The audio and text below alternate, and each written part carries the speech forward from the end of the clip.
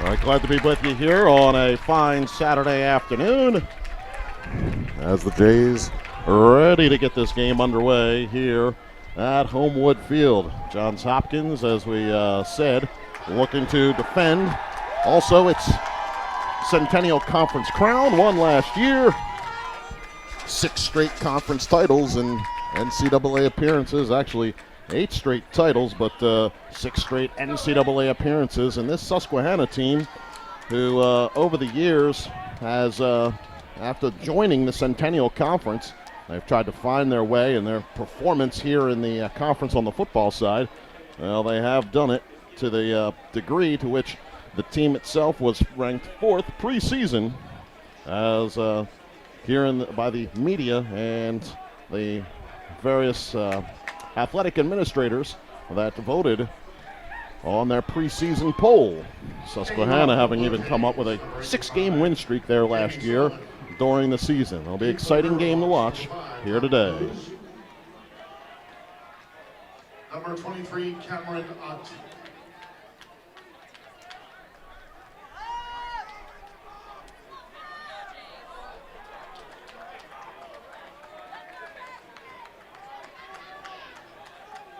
Well, after Johns Hopkins won the coin toss, elected to defer, and the Crusaders will start with possession here today. Jamie Sullivan ready to send this ball deep.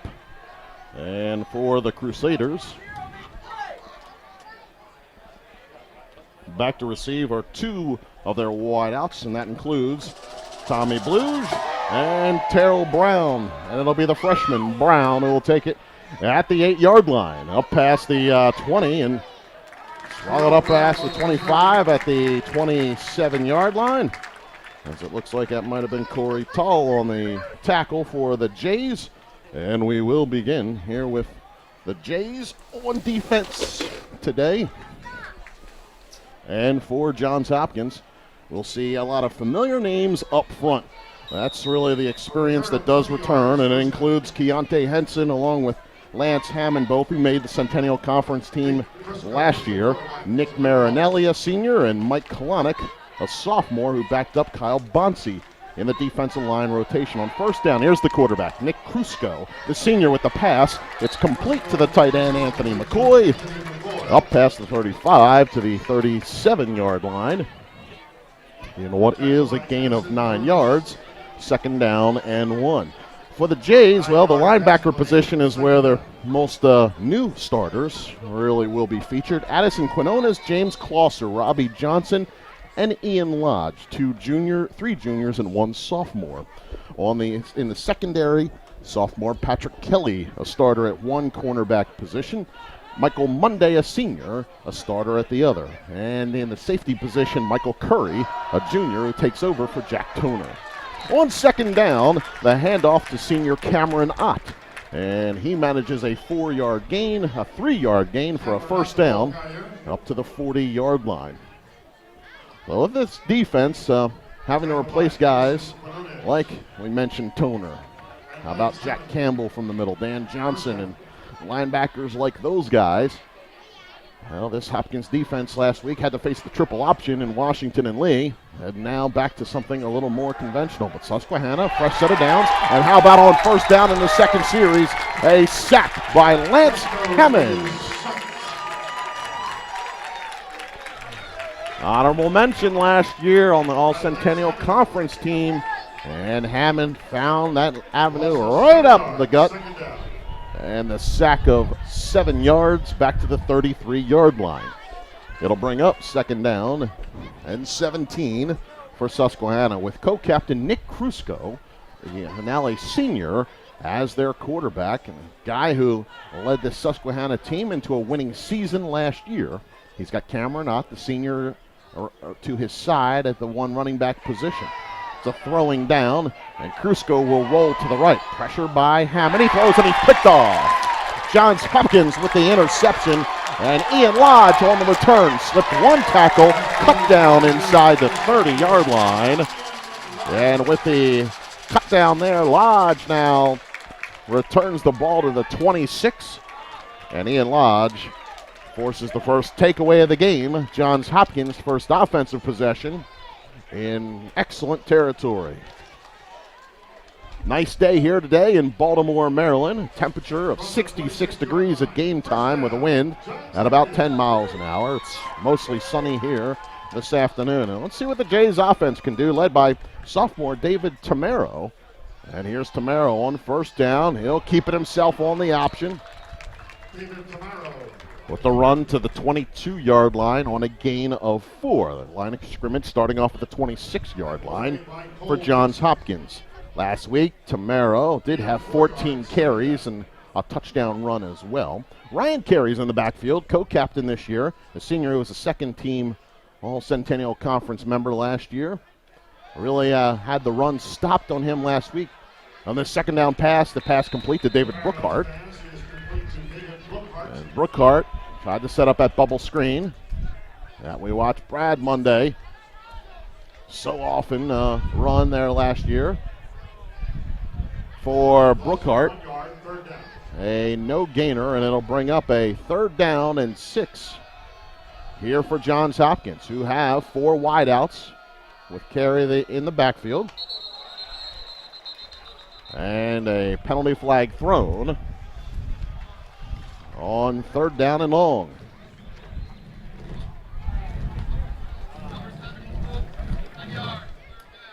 All right, penalty goes against Johns Hopkins. Will move the team back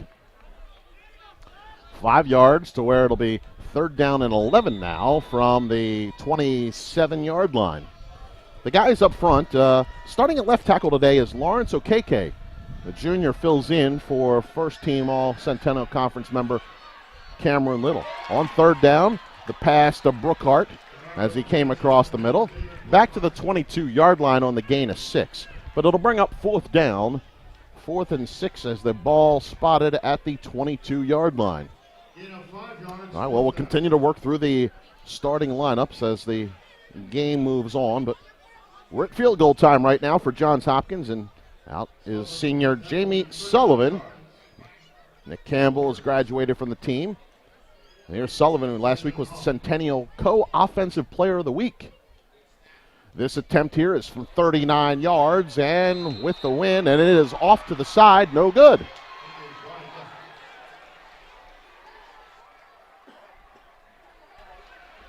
So the Jays, with Ian Lodge's interception, had field position to capitalize and couldn't bring it home on the missed 39-yard field goal for Sullivan.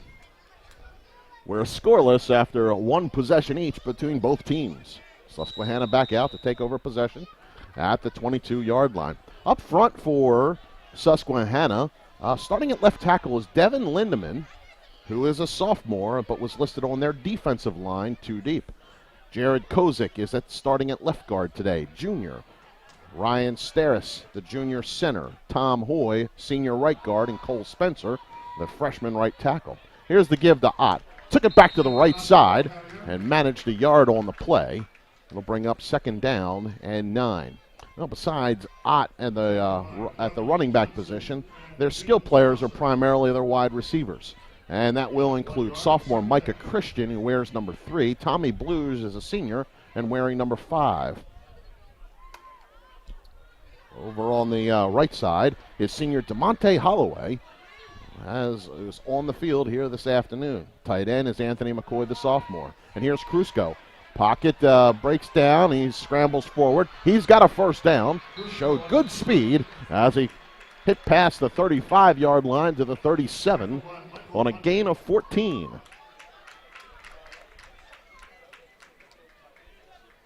And a move the chain scenario here for the Crusaders.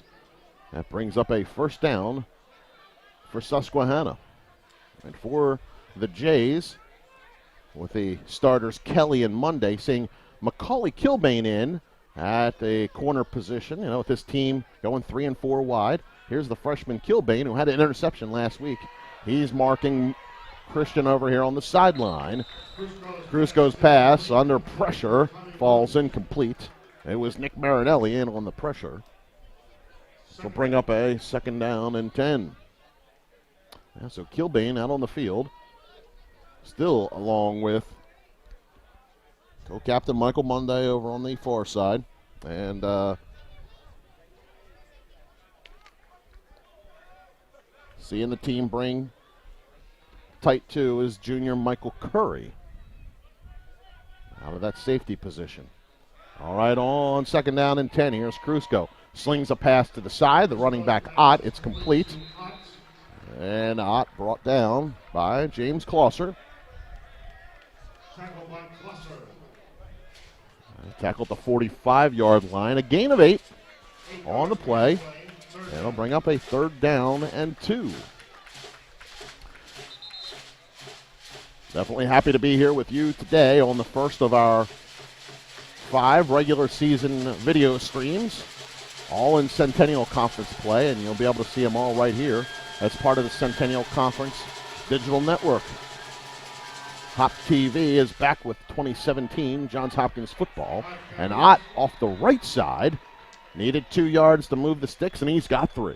First down for Susquehanna. As you can see, they just pulled the offensive lineman over to the right-hand side, and Ott was able to follow behind his blockers and get that first down. Now we know, of course, we'll see a bunch of guys for Johns Hopkins that will rotate in. Seeing Chris Stalk right now, the senior, up on that defensive line. All right, on first down. 2 tight ends in for Susquehanna, both on the left-hand side to create the strong side there. The give to Ott. He lost the ball on the ground, and it is picked up back behind the 45-yard line as the tight end McCoy caught wind that there was a fumble and brought it in. Loss of 3 on the play. It'll be 2nd down and 13.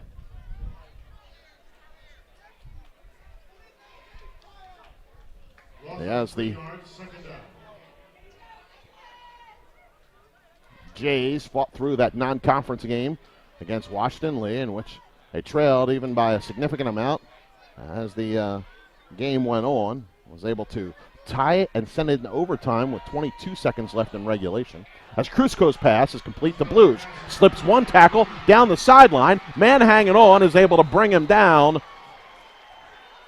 Fortunately, that was Kilbane, as Blues had lost his cover man, Kelly. A long gain on the play down to the 23-yard line, and what turns out to be a gain of 30 yards by my account. All right, first down here for Susquehanna. Give to Ott. Met at the 20-yard line by Quinones, and is able to fight forward for another 3 yards to the 17. Gain of 6. Look at that. Rolled right off of the thump by Quinones and brought down after a 6-yard gain. 2nd down and 4. And for Susquehanna here on its first sustained drive. Drive number 2 of this game. Mitch Carsley is a sophomore, flanked out to the left. Looks like Holloway along with Brown to the right side, and not in the backfield. And here's Crusko. Crusko looking for the tight end down the seam. It's got him, and that's McCoy. He's into the end zone. Touchdown. Susquehanna is on the board first here at Homewood Field.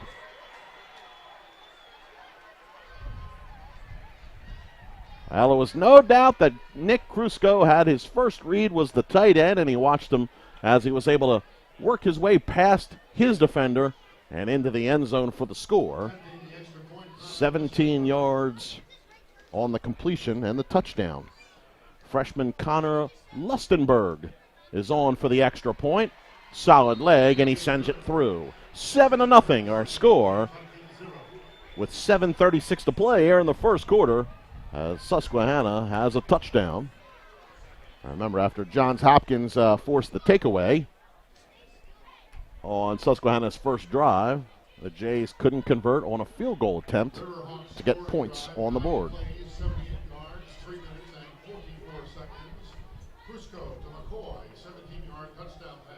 Just listening to Chris Ely announce a 9-play, 78-yard drive that took 3 minutes and 40-some seconds to complete. 7-0 our score here We'll have scores from the other Centennial Conference games as time allows here during the video stream. Well, with starting here at 1 o'clock, plenty of games that should now be well into their second quarter of play. It will be Lustenberg to kick for Susquehanna. And for the Jays, two guys back deep include freshman Ryan Hubley and sophomore Hogan Irwin. Hubley, a wide receiver, caught a touchdown pass last week. Irwin, a running back. And once again, a sophomore for the Jays. Lustenberg sends that kick straight out of bounds. Not necessarily the direction he wanted to go. The Jays will advance up the field. Free kick, out of bounds, kicking team. Ball be placed at the 35-yard line. First and 10. All right, so the Jays, the 35-yard line on this second possession.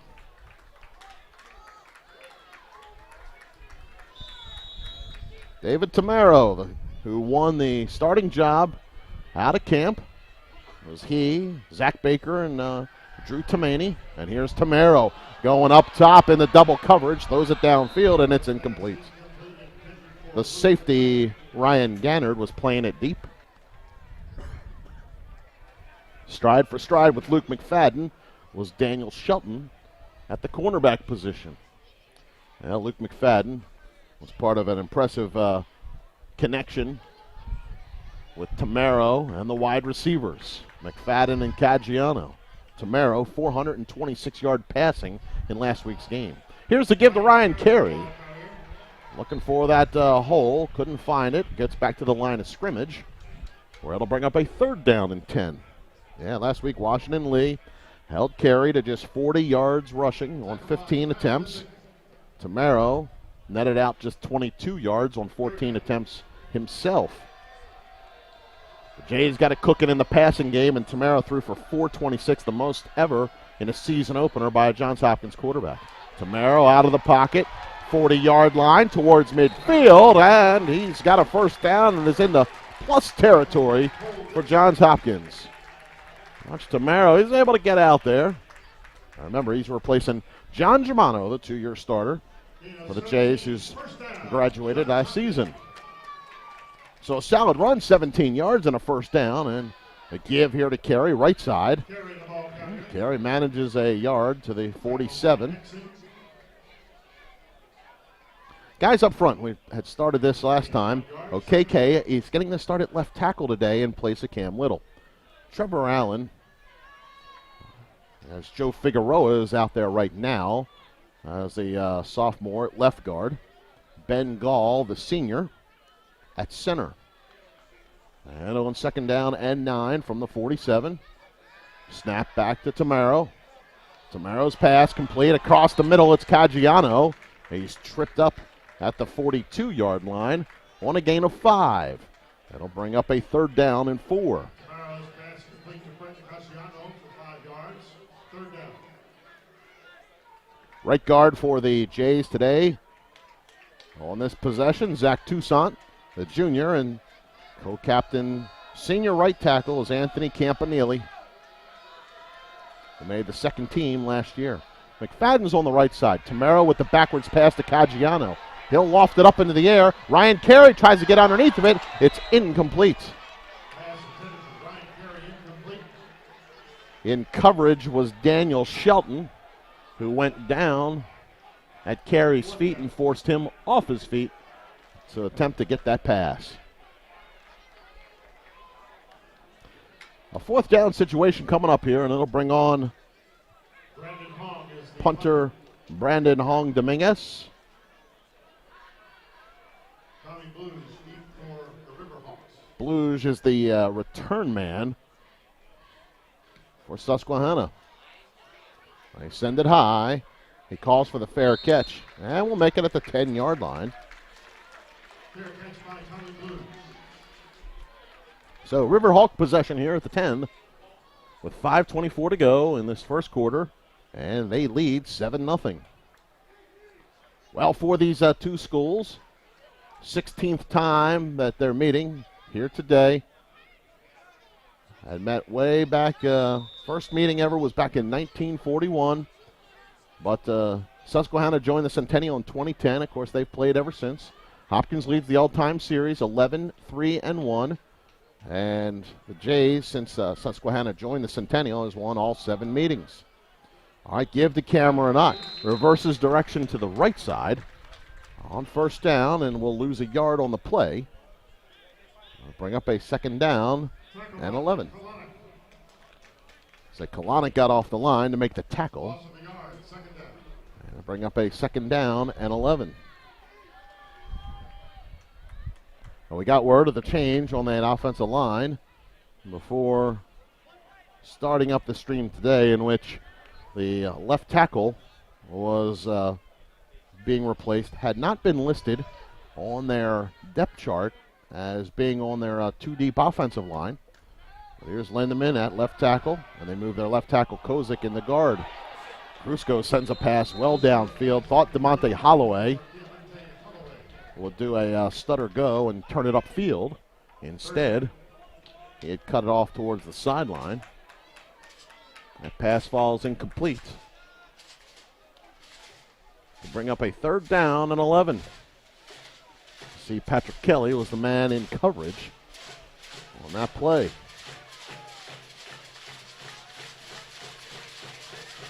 Jays, of course, like to get off the field here, get that offense back on, and continue that offensive progression. They had the punt while in Susquehanna territory. Here's Krusco with his 4 wide. Rolls to the right, pressure by Stout, penalty flag thrown. Krusco's brought down. Back at the 3-yard line. We'll get the call from Joe Letizia.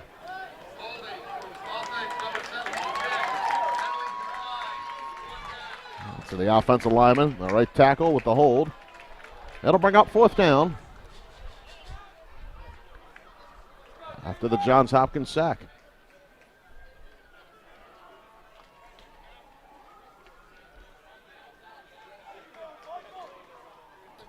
All right, and on the punt for Susquehanna is Jake Wiles, who's a junior.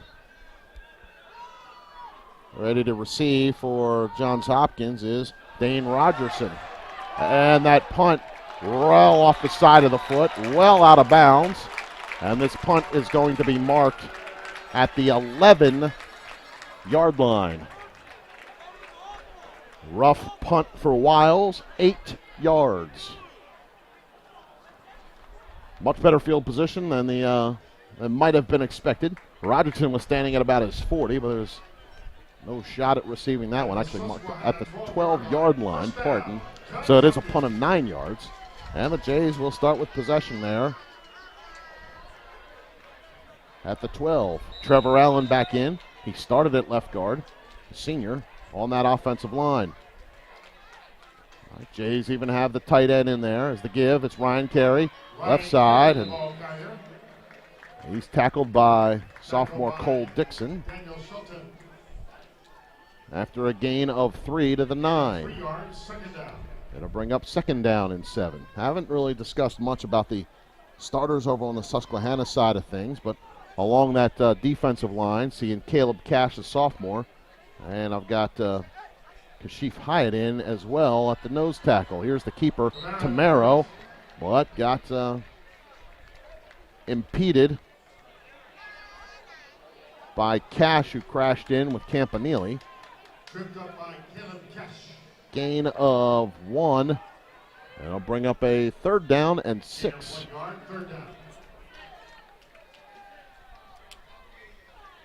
Jays will line up with 4 wideouts, and they'll include Hubley and McFadden here on the right side, Brookhart and Caggiano to the left. All right, and Tamaro in the pocket is sacked. A lot of pressure, and in on the sack was David Simpson, a sophomore who got the start at the linebacker position they call the Hawk spot. 6 yards, 4th down. So a loss of 6 on the sack, and it'll bring up 4th down. The Jays The attempt is 31 yards. We'll have to Jamie Sullivan. attempt another field goal. Sullivan this time from 31 yards. The ball spotted on the right hash. And brings it in. Sullivan's kick is good. The Jays are on the board here in Baltimore. The 31-yard field goal, our score, Susquehanna 7, Johns Hopkins 3. Now it's good to see Sullivan be able to connect, rebound off of the miss earlier. Last week, he earned Player of the Week honors in the Centennial Conference. Had 4 field goals, including the one that sent that game into overtime. Had converted his 2 extra point attempts. And then as well had recovered an onside kick in the third quarter. Now we certainly know Jamie Sullivan can get the job done, and there he just did it. 4 plays, 142. Jamie Sullivan, 31-yard field goal. I remember the Jays took over as deep into Susquehanna territory as they did, but the Crusaders came up big on that defensive side once again, and the Jays haven't tasted the end zone yet. 7-3 our score right now as Sullivan sends it down the field, headed for Terrell Brown. He'll take it back at his 3-yard line. He'll go with a middle return up to the 15, and he is tackled as he gets past the 20-yard line. Good play by Patrick Kelly, the cornerback starter. It turns out to be a return of 19 yards to the 22. That's where the Riverhawks, will begin possession. With 2:24 to go in the first.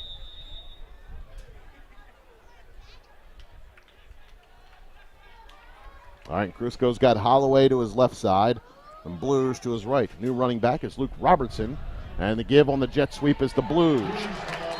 He hops past one guy, but he wasn't able to turn the corner. As Kalanick and Curry were right there to make the stop on Blues. Lost a yard.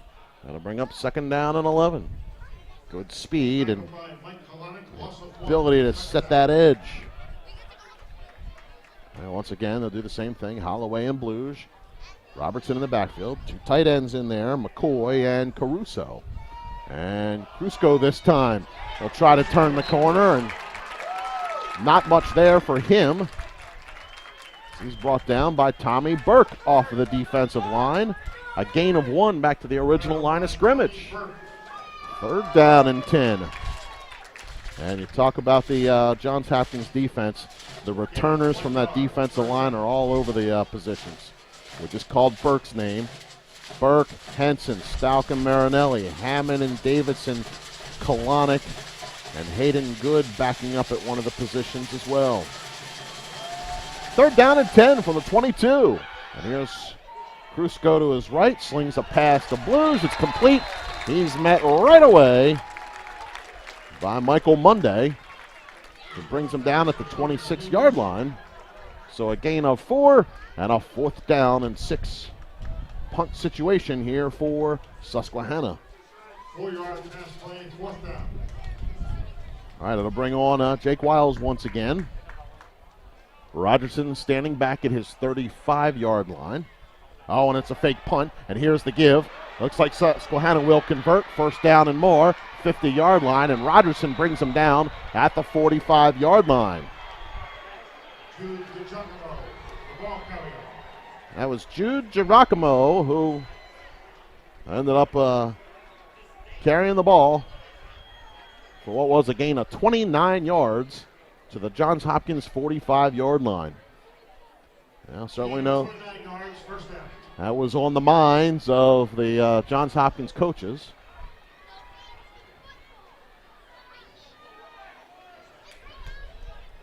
So here we start, a 1st down. Watching the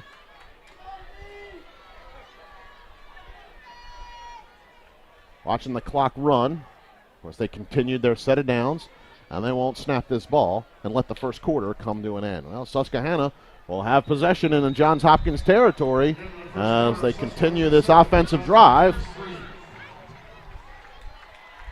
And we'll continue on offense when we return. Through 1 at Susquehanna 7, Johns Hopkins 3. More to come here on HopTV, part of the Centennial Conference Digital Network.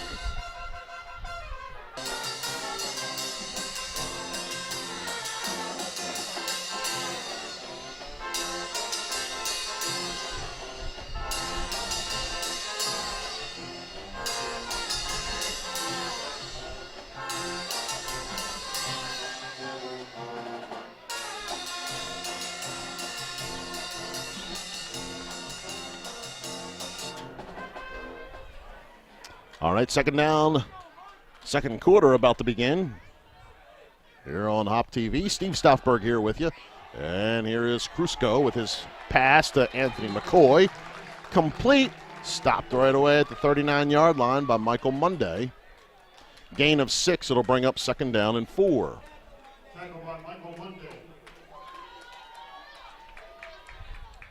Jay's defense does have its work cut out for it today against the Riverhawks.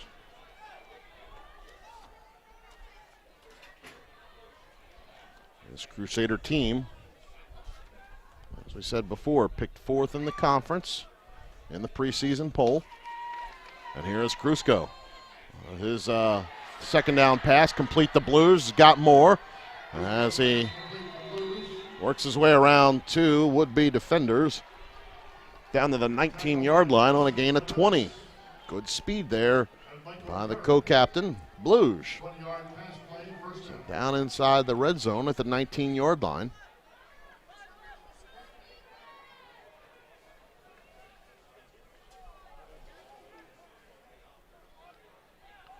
Holloway and Blues over on the right-hand side. Christian to the left of the line.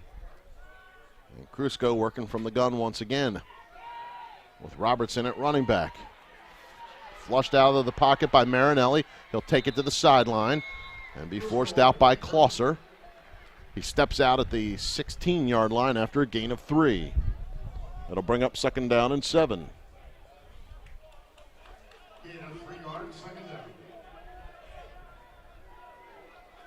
Well, Susquehanna last week, as we said, in the rain, 425 yards of offense there last week. 281 yards rushing, 144 in the air. We're seeing what Krusko can do from his spot. On that jet sweep, here's the give to Christian. Christian trying to turn the right side, and he'll be wrapped up by Curry at the 7-yard line. It will move the chains after a 9-yard run.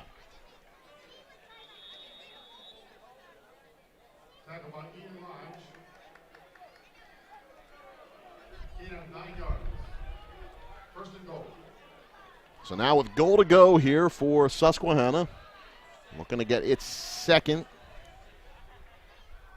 scoring drive here of the first half. Fake the give, and Krusko up the middle towards the end zone, and he's run it in. Touchdown for Susquehanna from 7 yards out. A Riverhawks score. That makes it 13-3.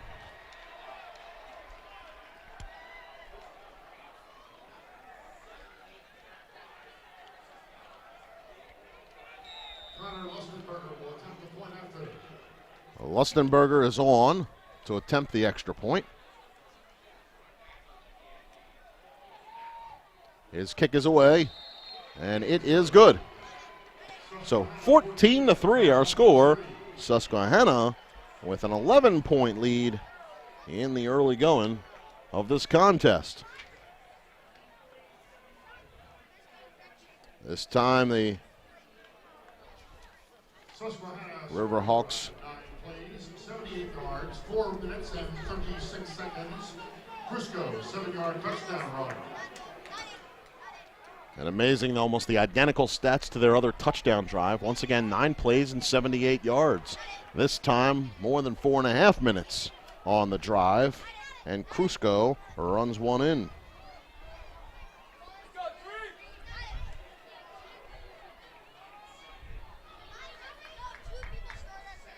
Well, last year, Krusko did have 3 300-yard passing games And now a senior. He's got, he had 6 altogether. So you know he can move the ball in the air. All right, the kick this time is fielded inbounds. And that's Hogan Irwin on the return. He picked it up at the 14-yard line. Head down, went straight ahead up to the 26, 27-yard line. So a 13-yard return. Johns Hopkins with possession with 12:44 to go in the second quarter.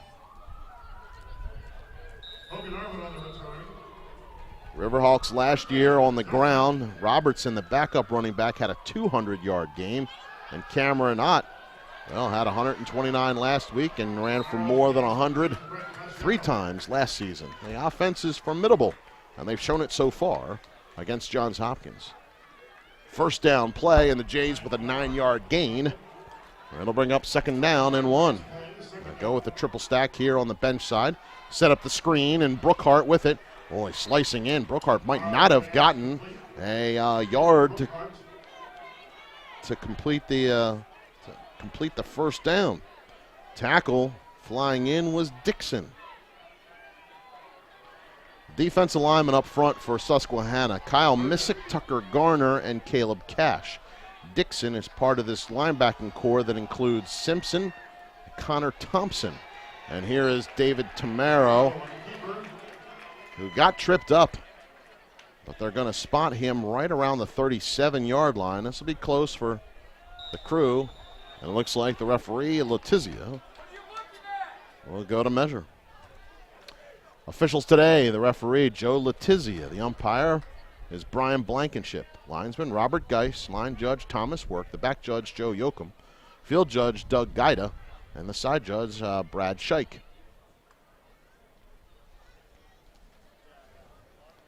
Jays couldn't convert on the bubble screen on second down, and then Tamaro on the keeper got tripped up as he was going through the line. Let's see. And got just enough. Tip of the football for the first down. Well, keep the drive alive. We'll see what the Jays can do. Fourth linebacker, Craig Rumiz, is out there. Daniel Shelton, one cornerback. Ricky Reyes, another. As they're jumping up at the line. And here's Tamaro in the pocket. He'll roll to his left. He'll go one-on-one, and a good wrap-up and tackle to the 40-yard line. It's made by David Simpson. Brought down by David Simpson. Ricky Reyes is out at a cornerback position, along with Shelton. Jason Brom, a safety. And Ryan Gannard, a safety as well, with their 3-4 setup.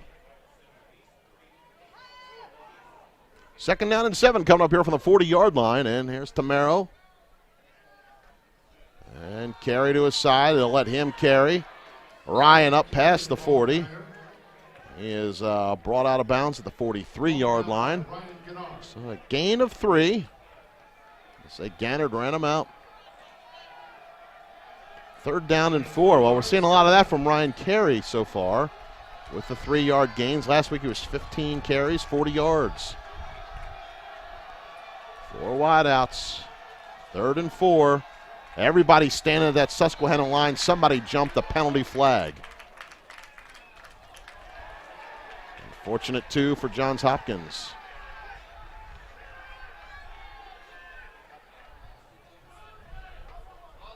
Oh, calling a false start against Johns Hopkins. Now you just watch that defensive line. Nobody put their hand down on the ground. There were just 6 of them right up at the line. Well, a third down and 9. That's even more work to do to keep this drive moving. Caggiano is the lone man to the left side. 3 wideouts on the right, include Hubley.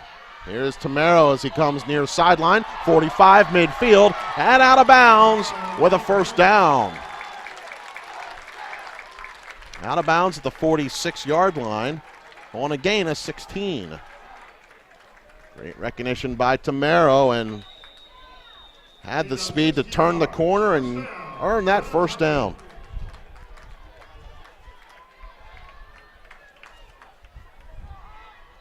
Jays in plus territory once again. Here's Tamaro as carry flanks out to his right. He'll go across the middle. It's complete. Solid pass to Dane Rogerson down to the 32-yard line on a 14-yard gain. Honestly, he just looked for his man to open up, and he did. So this defense contacted right away and brought down. Here's Tamaro now from the 32, and his arm is hit as he threw, and it falls incomplete. The man with pressure was Dave Simpson. That was able to alter the pass.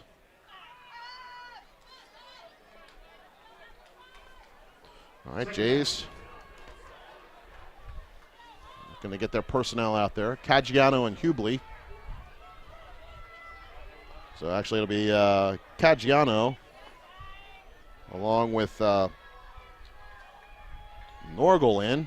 Use Norgal to block as they give the carry left side inside the 30 to the 28-yard line on a gain of 4. Actually a gain of 5. It'll bring up 3rd down and 5 here for Johns Hopkins.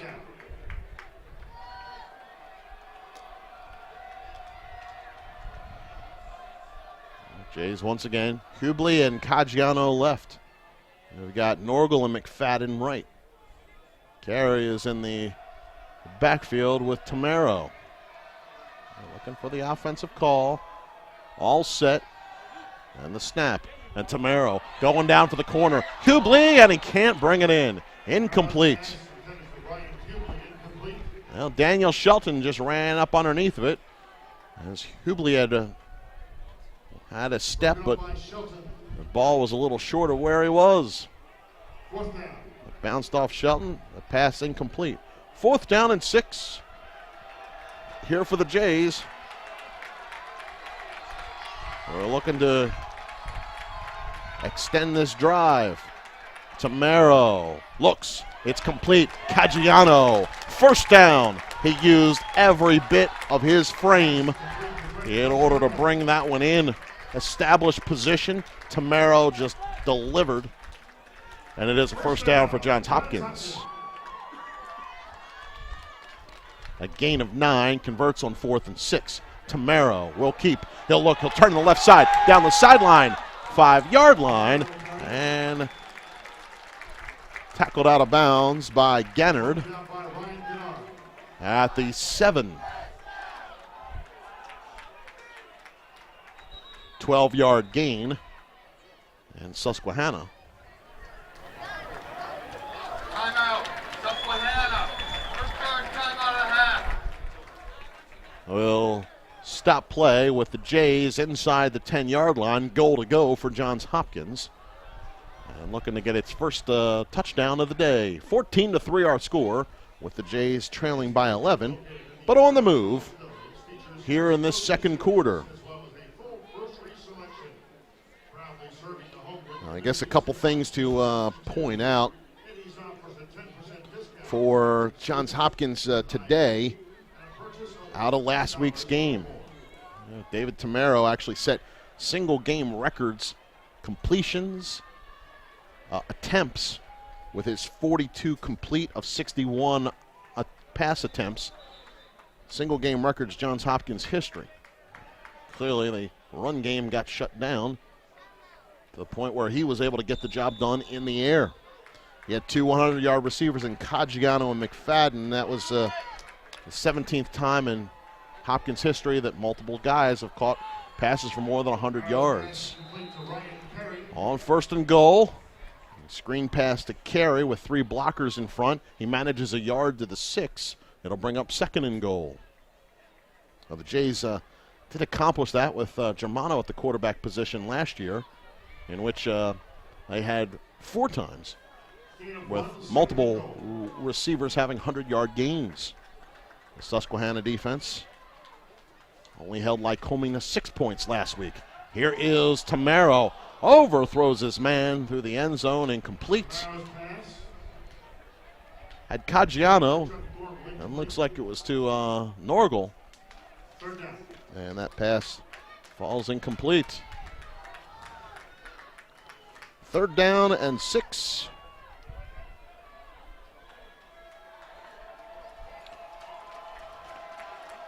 From the 6-yard line. Back goal to go. Caggiano, Brookhart, Rogerson left side.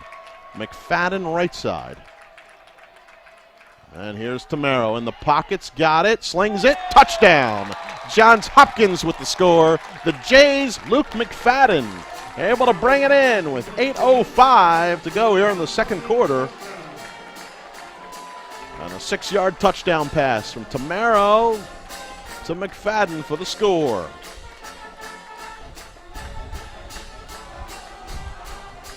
Now for Luke McFadden, that was the combination last week. That was the game-winning touchdown in overtime.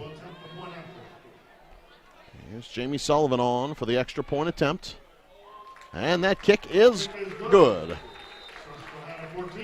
So 14-10 our score here. So close to the midway point of this 2nd quarter. 8:05 left. Yeah, David Tamaro last week became the 9th straight Johns Hopkins quarterback to win his first ever start. That list dating well back into the 2006 season. Chris Ely announcing a 10-play, 73-yard drive, 4 minutes and 36 seconds altogether, before topping it off with a touchdown. Now, really, that was the Jays' 3rd scoring opportunity. Missed the field goal on their first attempt, converted a field goal the 2nd time around. Touchdown here, 14-10.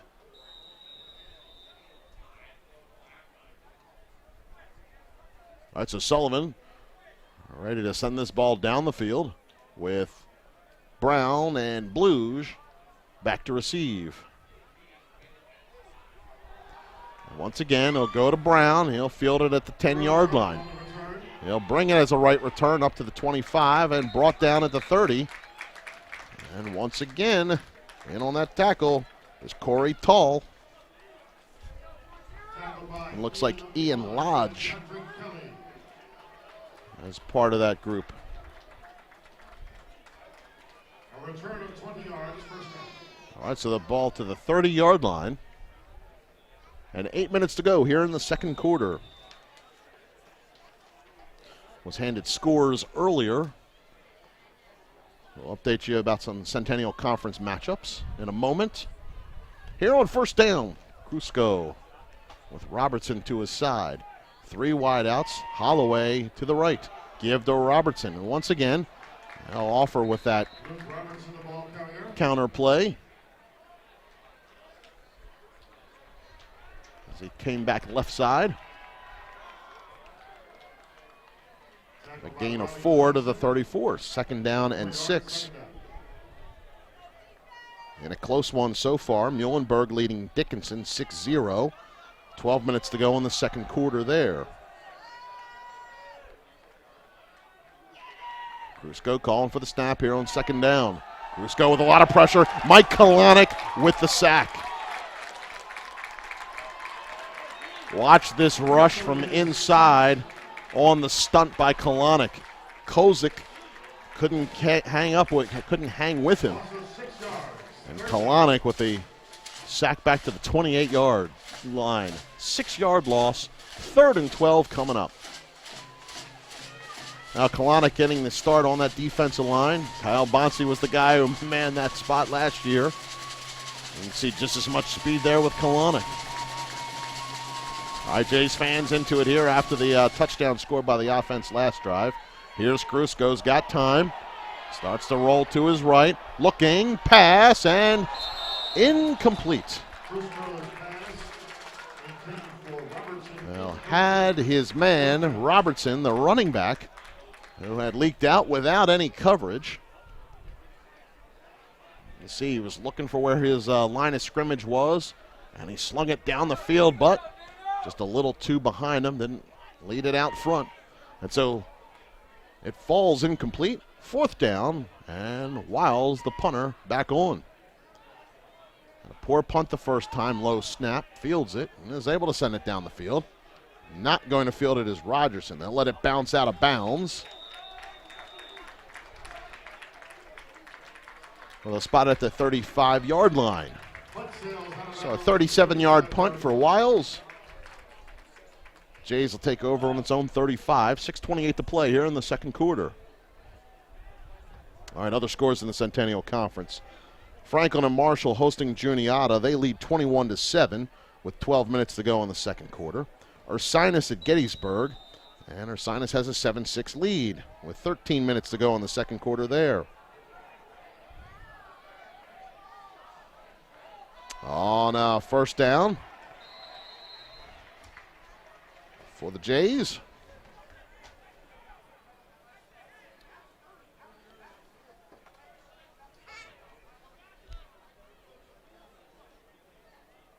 That was Hogan Irwin on the carry. And Irwin with a gain of 1. That'll bring up a second down and 9. Had to get my numbers straight there, but it was 28 on the carry.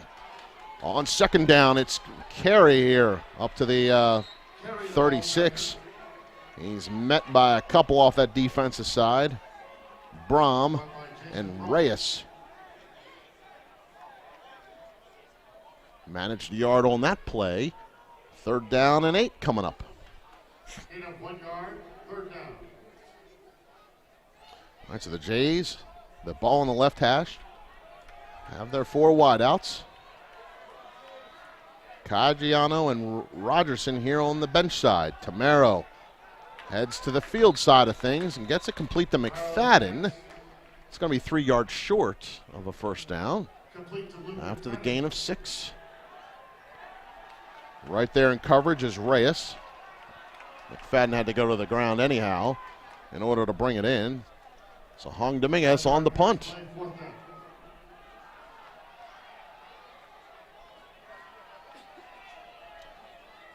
Blude stands back at his 20-yard line.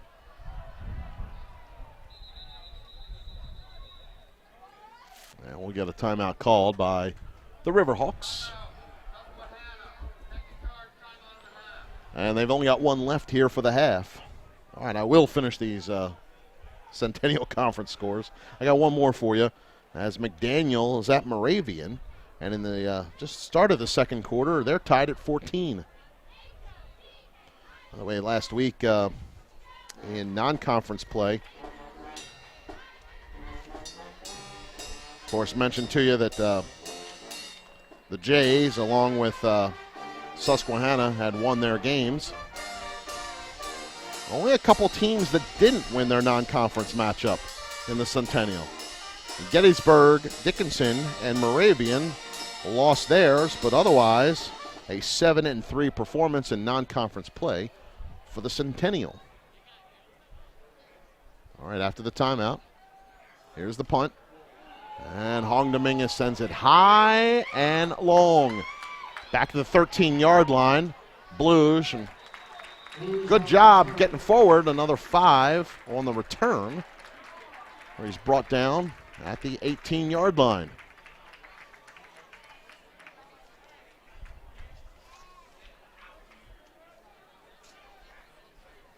In considering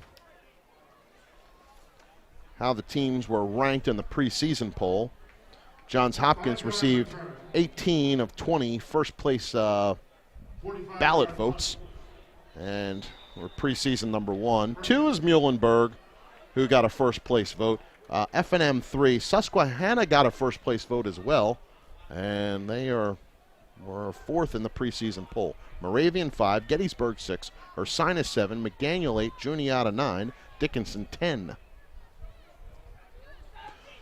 On first down with 4:42 to go, here's Crusko. Rolls to the right side, penalty flag thrown.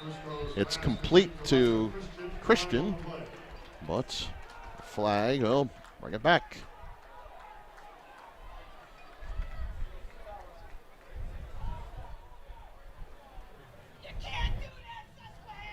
Holding. Offense number 76.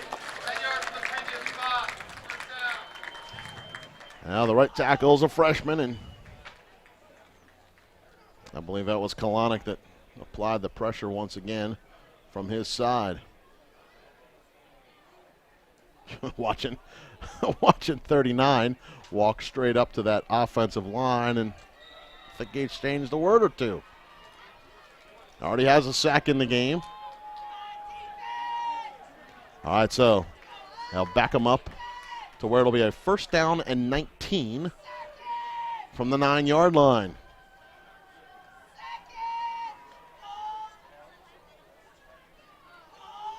All right, Crusko waiting for that game clock to wind down. The play clock, excuse me, gets it off right as it's about to hit 0. He'll hold on to it. Spin out of one tackle, but loses a yard on a play back to the 8-yard line. Tackled by Keontae Henson. They announced the tacklers Henson and Kalanick. All right, so 2nd down. Well, I guess the ball's spotted back at around the 9, so we'll call it a no gain.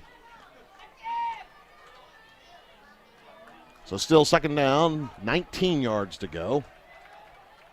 With the ball at the 9. Let that play clock run down once again. 3, 2, and they snap the ball. Crusko in the pocket, looking across the middle, complete. Boy, what a pass, and brought in that time by Terrell Brown, the freshman. Past the 20-yard line. There's this up at the 23, so a gain of 14. 3rd and much more manageable for the Riverhawks. A 3rd down and 5. Man in motion is Holloway. Some question as to whether he might play today or not. Pressure, Crusko brought down, and it's by the co-captain, Keontae Henson. Alice Sr. brings him down on a loss of 2 yards. 4th down on the way. And punt team back on once again. Now this is the 4th punt attempt. The 2nd one was faked for what was a long run play and kept the drive alive for Susquehanna. Wiles this time high in the air. Rogerson will field it on a fair catch at his 41-yard line. So 2:09 for the Jays to work. And 59 yards to the end zone. Here comes the offense. Just off of their last drive, which was a touchdown drive, that had Tamaro finding McFadden in the end zone. They go empty backfield this time. 5 wide, and to your left is Carey, Hubley, and Caggiano. And the pass complete. Hubley across 45. The 46 on a gain of 5. Actually closer to the 47, so 2nd down and 4 after a 6-yard gain. Guys on the right side are McFadden and Rogerson. Here's Tamaro looking left once again. Complete Caggiano in Susquehanna territory. Slips past Reyes. Fights to the 40-yard line. A gain of 13. You watch Caggiano with the stiff arm and just held his feet enough. 1st down, Johns Hopkins. And the Jays with a fresh set of downs with 1:40 to go here in the 2nd quarter. Again, an official whistle. I guess just checking out the, I don't know if it was a uniform issue or a substitution issue or what. But everything okay and play allowed to resume. All right, Tamaro overshoots Caggiano, incomplete. Well, you can see, as they knew the quarterback job was an open competition. Tamaro, Baker, and Tomaney. But that arm that Tamaro has, and eventually he won the job out of camp. And he's got some legs, too. And we watched him turn the corner a couple times. On 2nd down, he'll go far side, complete to McFadden. On McFadden met right away by Reyes. tackled at the 34-yard line on a gain of 6. 6-yard pass play, third down. Must have landed out of bounds. The clock's stopped at 1:31. Let's see how the Jays set up. As they'll have McFadden over on the right side, along with Hubley. You got Nick Freeze and Caggiano tight to the line on the left side. With plenty of room to work. Here's Tamaro. In face of the blitz, he'll send it down the sideline. McFadden brings it in. Touchdown, Johns Hopkins. Oh, what concentration that time by the junior Luke McFadden. One-on-one with Dan Shelton off of that defense. Watches McFadden, a little separation, a bobble, and he brings it in for the score. Second hookup today between the two guys. Tamaro, McFadden, the touchdown, and the Jays have the lead for the first time today. Sullivan's extra point is good. 1:25 to go here in the second quarter. And Johns Hopkins with a 17-14 lead. Oh, what an impressive play as you watch up top, Tamaro to McFadden. Got to give Shelton a lot of credit. Was right there, but in an effort to bring it down, he started to lose his footing. 44 seconds. Tamaro to McFadden, 34-yard touchdown pass. Yeah, they were 59 yards from a score after that punt attempt, and they were able to bring it home here with 1:25 to go. Still a lot of time for Susquehanna.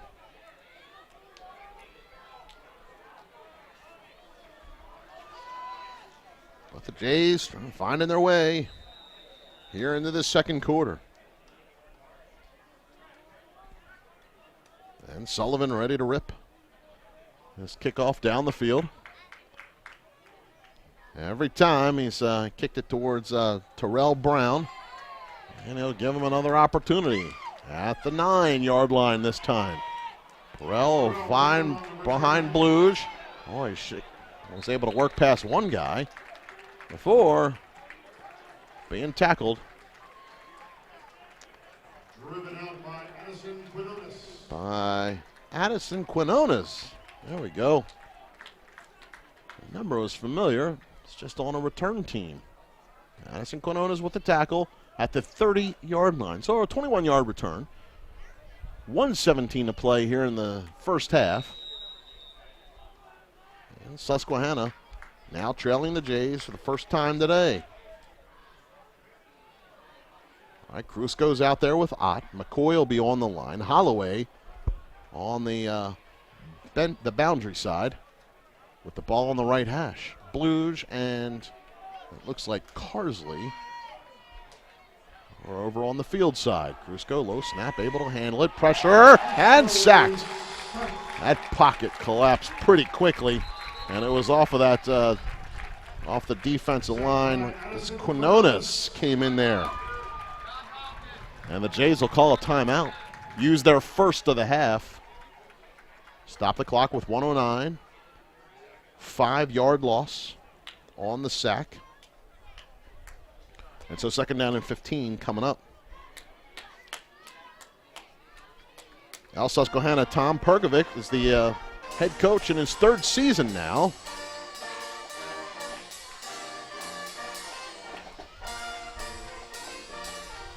There's a guy who came off of that Muhlenberg staff and has had a few guys join him on the Susquehanna coaching staff from the Muhlenberg program.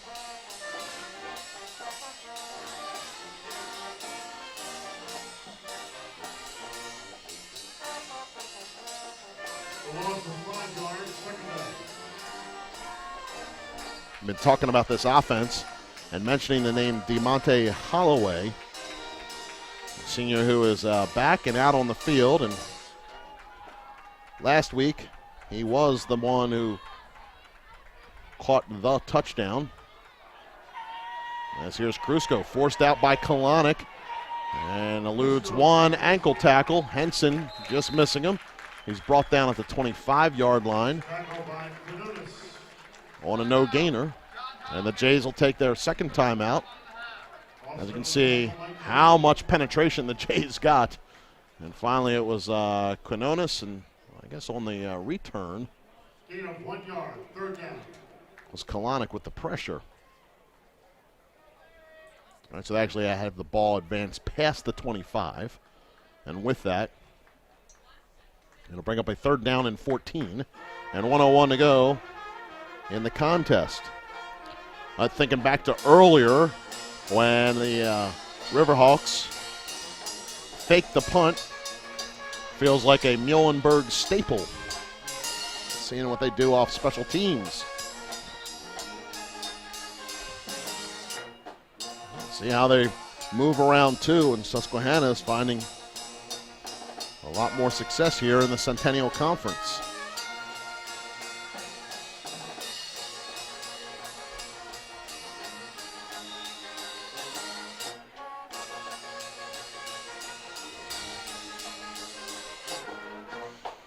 All right, see what the Jays defense can do. See if they can get off the field here on third down.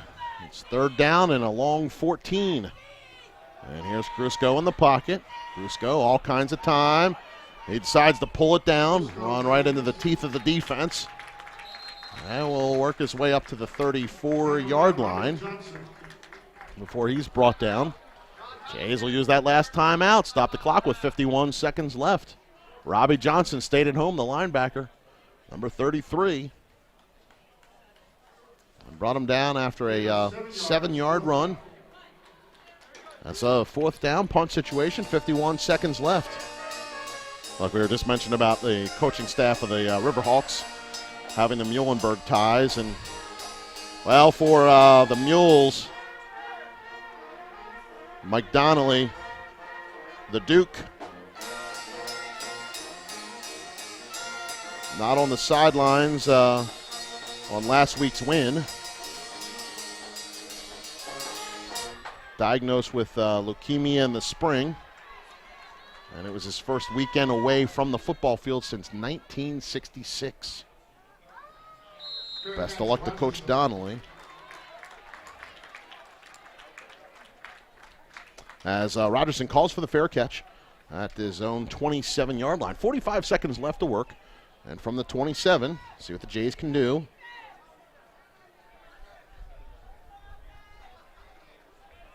Now the program dedicating the season to its head coach, who's been there for 20 years, and the winningest coach, obviously, in program history.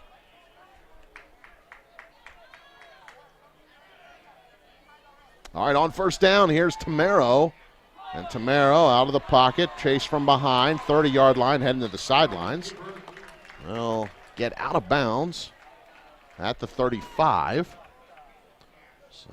38 seconds left on the clock. Second down and 2. Gain of 8 yards, second down.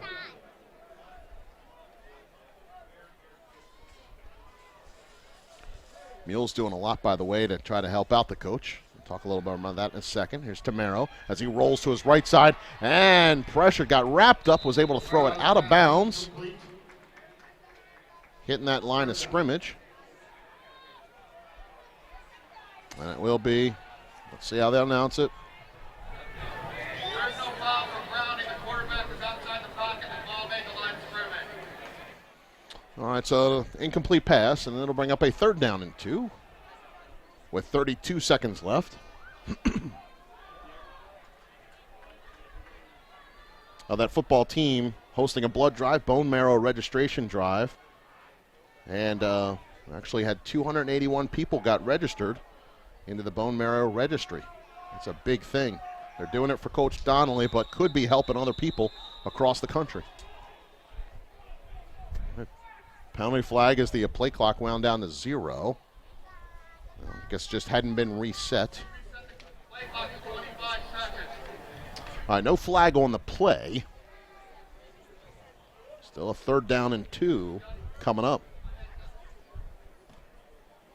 They also raised more than $2,000 from donations and sales of orange T-shirts that say "Find a Way" or "Dig in for Duke." Great job by that football program. Here's the give to carry, left side 45 and out of bounds. Chasing him from behind was Paul Jones, the freshman. Carry up to the 48-yard line. With a gain of 13, 27 seconds left on the clock. Got out of bounds, stopped the clock. Here's Tamaro. Tamaro, pass, near side, Caggiano, and it's complete. At the 42-yard line. 10-yard gain. And stops the clock with 23 seconds left. First down, Johns Hopkins. So Caggiano near side. 3 wideouts to the right include Rogerson and Hubley. Carry in the backfield from the 42 now. And here's Tamaro looking to go up top for Caggiano. Shelton couldn't bring it in. Caggiano, broken up by Daniel Shelton. Shelton got his hands in on it, but couldn't bring that down. Second down.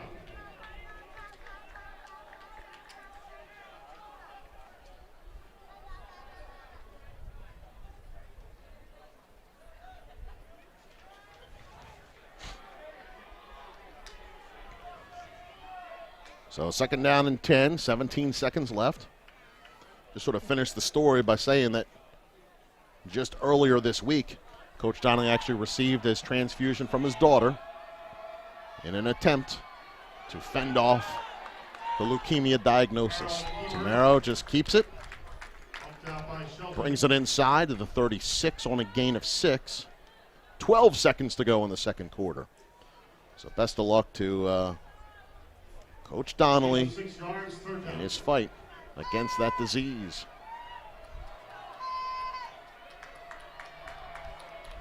All right, third down and 4, 12 seconds left, 36-yard line. Last week, Jamie Sullivan connected from 42 and 44 yards. A 44-yarder would be him at the 27 and the ball at the 20 for the line of scrimmage. Pass complete to Norgal, the 29-yard line. The ball set. They'll wind the clock. 7 seconds. And that ball spiked by Tamaro once everybody was set. Second down. All right, so in order to stop the clock, remember, college football, first down, clock stops until the chains are set. Wind the clock and get it started. Johns Hopkins have no timeouts left. The ball at the 29-yard line. All right, Susquehanna will use its last timeout of the first half. Set up the scenario. Johns Hopkins has the chance to run a play out of bounds, stop the clock, see what to do. Could use all the time and try to hit the home run. All remains to be seen. Now just taking a look at last week's non-conference action, and well, for Muhlenberg, Nick Savant broke a school record and tied 2 others in their game. He had 271 yards rushing and 4 touchdown runs. He caught 80 yards worth of passes and scored a touchdown with one of his receptions. 351 all-purpose yards, and that was a Muhlenberg all-time record. And 5 TDs tied his own record. Had scored 5 times one time before.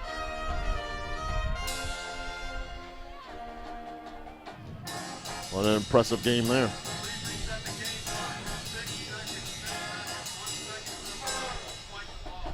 All right, the referee is asking for the game clock to be set to 6 seconds. In other words, there couldn't have been any time come off the clock with spiking the ball. They'll take 1 off. All right, 6 seconds left, ball at the 29. Here's the snap to Tamaro. Tamaro in the pocket. He'll go down towards the end zone. 3 receivers there. I saw Johns Hopkins Blue Jay go up for it. He couldn't bring it down, though. And that looked to be Norgal. almost was able to bring that ball in. At the half, Johns Hopkins 17, Susquehanna 14. How close, but no cigar there. And the halftime score with the incomplete pass. Johns Hopkins 17, Susquehanna 14. What a first half of action that we've seen between the two teams that are ranked top 5 in the top half of the Centennial Conference preseason poll. And looking forward to an exciting second half of play. We'll let the festivities here take you through our halftime of 20 minutes. Come back with the first half stats, maybe an update on some Centennial Conference scores and some exciting second half action. It's coming up here on HopTV, on HopkinsSports.com, part of the Centennial Conference Digital Network. On the fourth down fake punt for 29 yards, and he was their leading rusher, technically. All right, we'll get you more numbers when they're on offense. Tamaro here on offense for the Jays. Sends it sideline, and the pass incomplete. And contacted early was Ryan Carey by Gannard, as that ball was still in front of him. And Gannard made contact in the head area. Incomplete pass brings up second down. Tamaro fakes the pass, gives the carry here to left side. Slipped one tackle, past the second. He's up to the 45-yard, 46 on a gain of 4. It'll bring up third down and 6. The Jays today without the services of Cameron Little on that left tackle spot. Caggiano and Carey near side, 3 wides to the far on a third down and 6, and a penalty flag. Somebody jumped. Joe Letizia. And it was OKK at that left tackle position.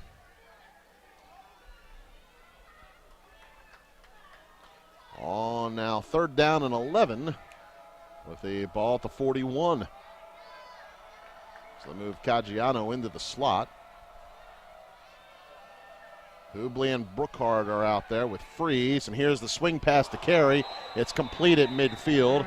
He gets decked by Gannard this time after the ball had landed in Carey's hands, and Gannard just went 2 hands forward and got him at midfield. Fourth down and 2 coming up for the Jays, and it'll force the punt.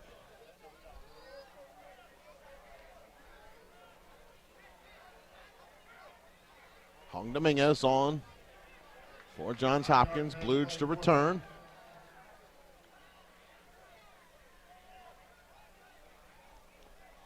And that false start penalty cost them 5. They came up 2 yards short on the first down. Bluge tries to field it, is able to corral it once it hits the deck, and falls on top of it at the 23-yard line, 22-yard line, where Susquehanna will take over.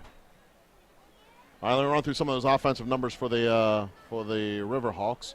Cameron Ott was their primary back, 6 carries, 9 yards total. Crusko in the passing game, 8 of 12 for 110 yards through the touchdown pass to McCoy. He got sacked 5 times. Bluge caught 3 of those passes for 56 yards. McCoy 3 passes or receptions for 32 yards and the touchdown. So here's Crusko on first down, and the give is to Ott. And Ott with a few tough yards, 2 to be exact, up to the 24. Second down and 8 coming up. Gain of 2 yards, second down. So you can hear, even with Susquehanna holding that lead through the first half, that the offensive production was tough to come by. And 29 of their 167 yards were on a fake punt. Here's Crusko, rolls right side, and the pass complete to Christian up to the 30-yard line. Lodge was there, along with Kilbane.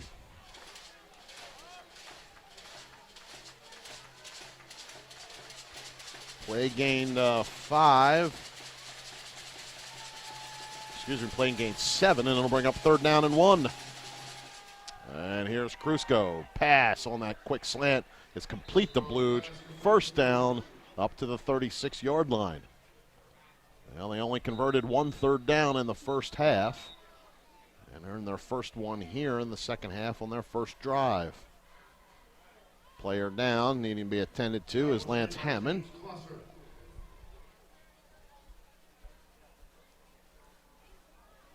We'll stop play while taking a look at the senior. Lance Hammond is up on his feet, which is good to see.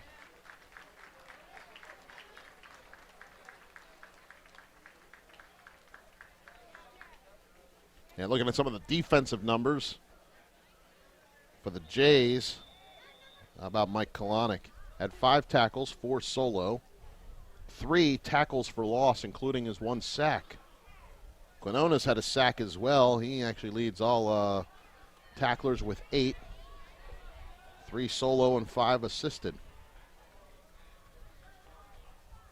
All right, on a fresh set of downs from the 36. Here's Krusko. Calls for the snap with Ott to his side. Ott comes out on this screen. He's got 1 man blocking in front. Ott cuts it up inside into Johns Hopkins territory.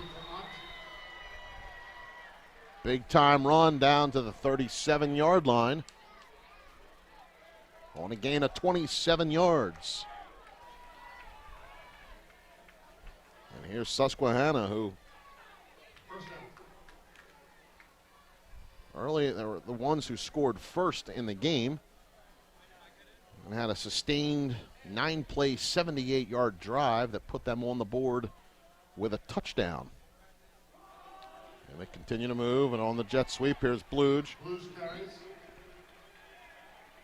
Bluge actually had a carry in the first half as well. It's to the 32-yard line. A gain of 5. It'll bring up second down and 5. Riverhawks will line up with Christian to the left, Bluge and Holloway on the right side. And Caruso shoots that pass, quick slant. Complete to Christian. Making a bit of an adjustment here and moving this ball. 16 yards on that pass play. Just watch him lock in to Christian, who runs that well. And they're inside the red zone.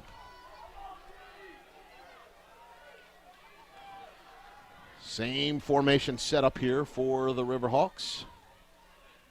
And Krusko is back to pass once again. End zone. Christian contacted as he caught it. They kept him out of the end zone, but he brings it in for the completed pass. 15 yards. First and goal to go. Riverhawks straight up there. Krusko behind the line. Penalty flag thrown.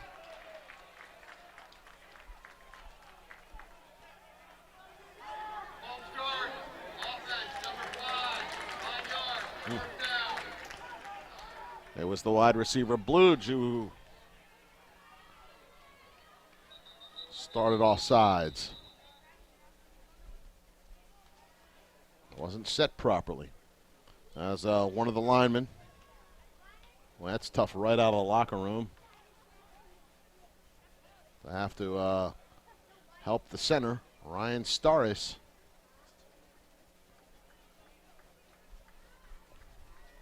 And I'll stop things here with a first and goal to go situation for Susquehanna. Now from their 6-yard line after the penalty. All right, so we ran through a bunch of those numbers at the half. Give you some updated scores as well, all the halftime scores. The games didn't realize that everybody was playing at 1 o'clock here today. Muhlenberg at Dickinson, and the Mules lead 9-0 at the half. Juniata's at Franklin and Marshall, but it's the Dips with a 35-7 lead over Juniata at the half. Ursinus a 17-9 lead over Gettysburg on the road in Gettysburg at halftime. And at halftime, McDaniel Moravian tied at 14. W&L, who played the Jays last week in their non-conference game, 35-6 halftime lead over Sewanee. All right, first and goal here. Crisco from the gun with Ott to his side. Bluge, Holloway right. And it's Carsley to the left. Crisco will keep it himself. He's inside the 5 and works his way to the 2-yard line. A gain of 4. Second and goal coming up now. Tackle by Quinones.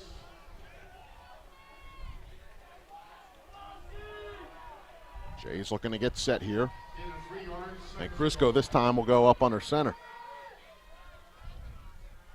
Seeing a tight line here as Crisco left side found the hole, heads to the end zone and a touchdown. And the Riverhawks fight back for the lead once again.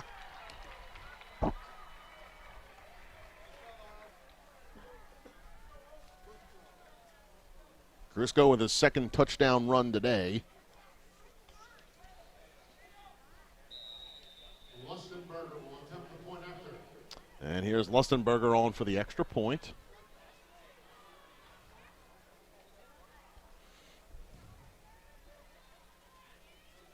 Low snap, and then a kick is blocked. Fielded by a member of the Susquehanna special teams. They announced Michael Curry as the one with the man with the extra point block. With that, our score, Susquehanna 20, Johns Hopkins 17. Good job by the special teams there for the Jays. You know, this game with a 3-point difference right now, and I know that's the way it was at halftime. Just taking a look at something in the Centennial Conference release, the stats that they've compiled. Over the last 4 years, including this year, so the last 3 years and last week's non-conference game.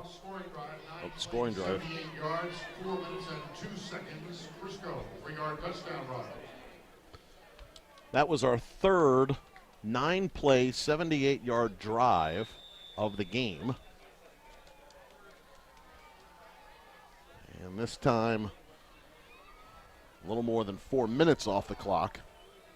Crisco's second touchdown run. He's thrown one touchdown pass. This time, it'll be Hubley to take the ball at the 10-yard line. 20, 25, 30. A freshman return. And up to the 31-yard line. 31-32, 31-32. We'll check it out as the lines and reads dancing, looking at one another. Ryan Hubley, freshman, 5'7", 170. Malvern, Pennsylvania. Went to Great Valley High School up that way. And one of a few freshmen that we're calling the names of on a regular basis here for Johns Hopkins. As Coach Margraff and his staff does, finds those guys, and start playing right away. Ryan Carey with the carry on first down. Gains 2. That'll be a second down and 8. Tackle by Cole Dixon. Gain of 2, second down. I've been talking about David Tamero a lot. I know he's a sophomore. Chantilly, Virginia is his area. 93 players on the roster. The Jays represented 19 states from the United States of America. Tamaro keeps it himself, heads to the sidelines, follows behind a block. Freeze had Shelton tied up, which was nice, as Tamaro could get to the 41. A 3rd down and 1 coming up here. Gain of 7 yards, 3rd down. As you watch number 7 hanging on to the cornerback. Had him blocked up real well. All right, Tamaro's got Carey to his side. Freeze and Hubley here on the left. Caggiano, McFadden, we've gone big on the field side to the right. Ball on the left hash. And here's Tamaro, near side, it's complete, first down, and more. Hubley inside the opponent territory, and taken out of bounds by Gannard at the 36-yard line. A gain of 23 for the freshman Hubley. First down, Johns Hopkins. And right back to the line. First down play. Poof. Carey keeper. I don't know whether he thought he was actually going to keep the ball. Lost 2 on the play. Tamaro almost actually whipped Carey back around on trying to make that read. So loss of 2. Second down and 12. McFadden, Hubley to the right. Caggiano and Freeze here on the left side of the line for the Jays. He's looking left. He's got Freeze. It's complete. Shelton right there to make the stick. Oh, no, it's an incomplete pass. Freeze lost the handle on it. And watch that ball just get punted towards the Jays sideline. So a third down and 12 coming up.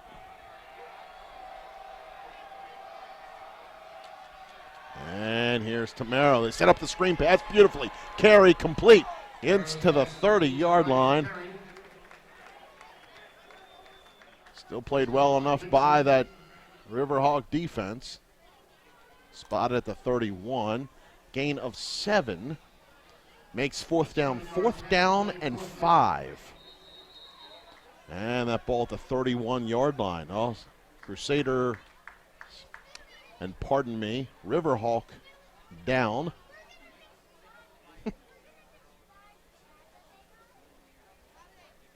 You would think I've just woken up from about a 5-year nap with the calling him by the other nickname.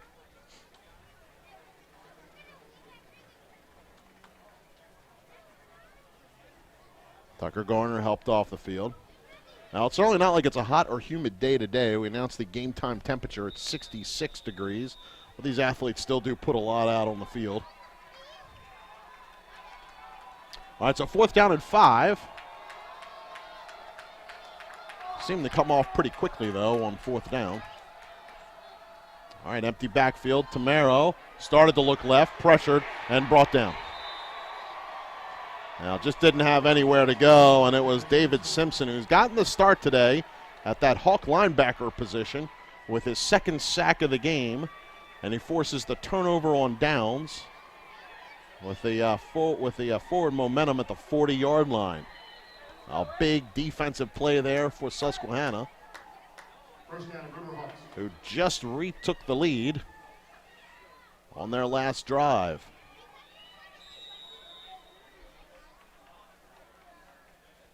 So possession here, turned over with 6:55 to go in the third.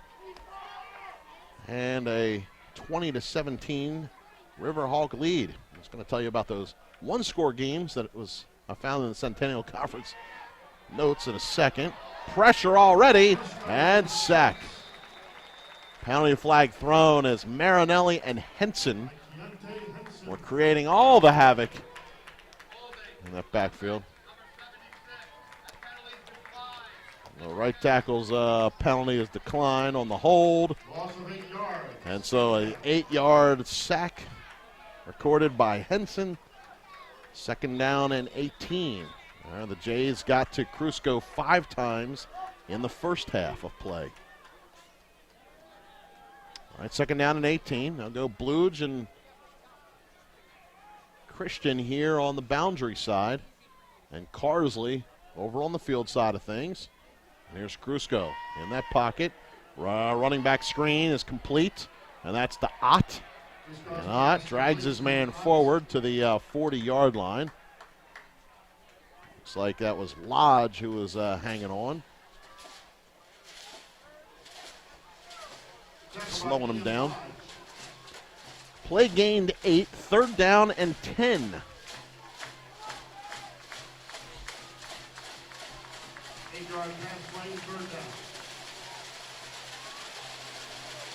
Jay's got a lot of guys in coverage with 10 yards to gain for Susquehanna.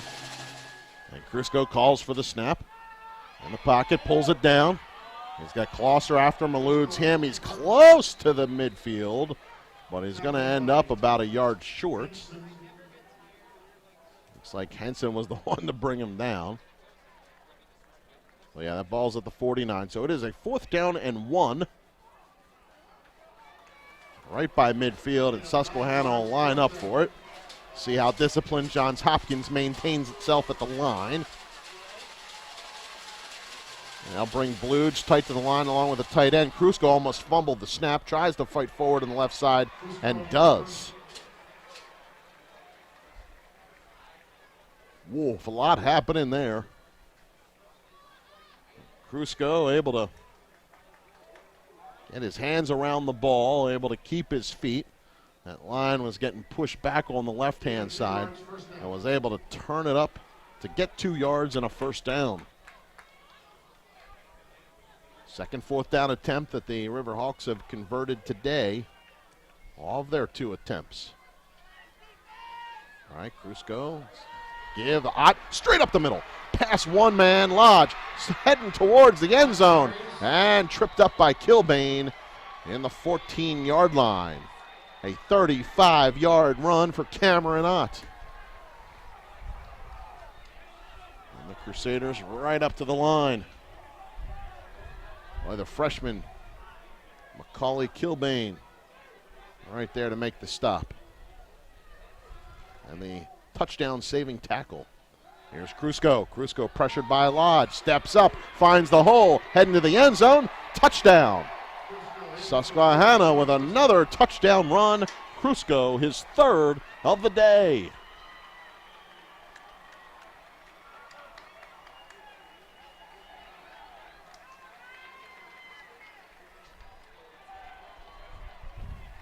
Well, Susquehanna converted a 4th down opportunity right near midfield in order to continue that drive, and then got big runs.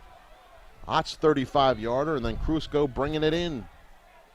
Here's Lustenberger with the extra point attempt, and it is good. Our score with 4:23 left to go. The Jays find themselves down by 10, 27-17.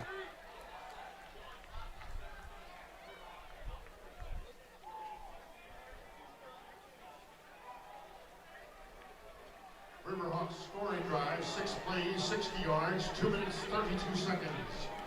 Crusko, 14-yard touchdown run. Now, if you remember, the Riverhawks took over on its own 40-yard line after the turnover on downs and the sack of Tamaro. And it only took 6 plays for Susquehanna to score its 2nd touchdown of the half. They missed the extra point on the last one.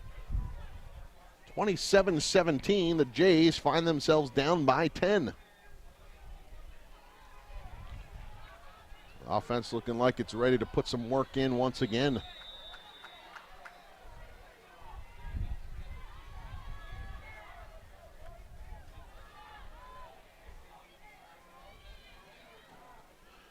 Lustenberger sends it down to Irwin, who catches it on the hop back at his 4-yard line. Up past the 20 and brought down after about a 20-yard return. Jays will have it 4:18 left to go here in the 3rd and down by 10.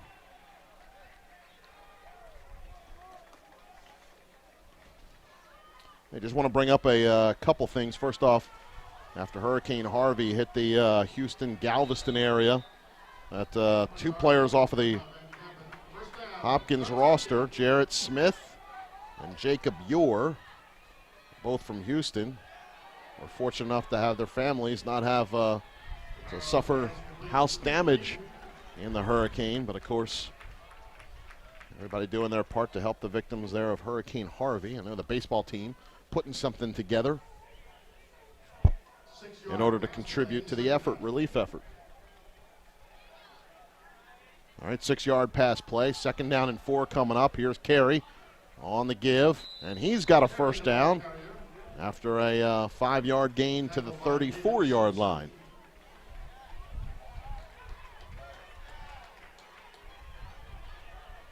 All right, set up with twin stacks on the far sidelines. Give to Carey here left side. Open up that field a little bit. It's a 6-yard gain to the 40. 2nd down and 4. They'll do the similar stack once again. And go the receiver screen to Hubley, who just didn't look it in. Hit his hands, off his arm, incomplete. Started running before he had it. 3rd down and 4 coming up. Of course, with Hurricane Irma ready to land in Florida. Plenty of guys off of this roster from that state. And I wish the best of luck to everyone there. 3rd down and 4, the 40-yard line.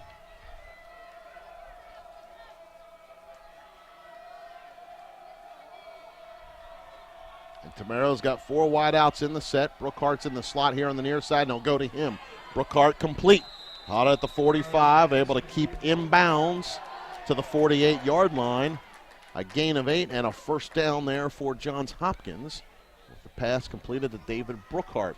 8-yard pass play, first down. Did enough to stay in bounds and continue this drive. Triple stack with Brookhart set up. Now fake the screen pass and shoot the pass complete. Way to catch that ball, Patrick Maloney. Brett Caggiano. At first I didn't see the long white socks, but it was Caggiano in for the catch. 13 yards and into Riverhawk territory at the 38-yard line. Tamaro's got Freeze on the left, Brookhart and McFadden to the right side, and Ferrari set the block for Carey. They give it to Ryan. They'll get 2 yards to the 36. Second down and 8.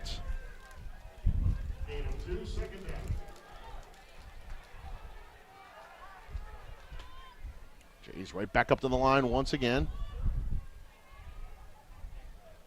If they had the look, they would have taken that snap. Get that second call in as the clock runs. Tamaro keeps it himself. Cash off that defensive line played the running back carry, and Tamaro recognized it. Just a second start. And getting used to those read options.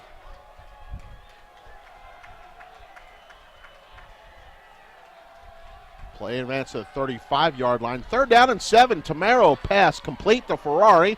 Hit at the 30. Tries to reach out and makes it to the 29-yard line. Pass complete to Bill Ferrari. But that's going to be a yard short. 5 yards, fourth down. Fourth down and 1 from the 29-yard line. Jays will get shifted into position. The stack on the left, and it'll be Norgal take the snap, and it's got the first down. They brought Ferrari in. They had Maloney in. And they stacked them on top of Caggiano. And all those guys helped to create the lane for Norgal to get that first down. Boy, 2 defensive linemen down for Susquehanna. 1:20 to play in the third quarter.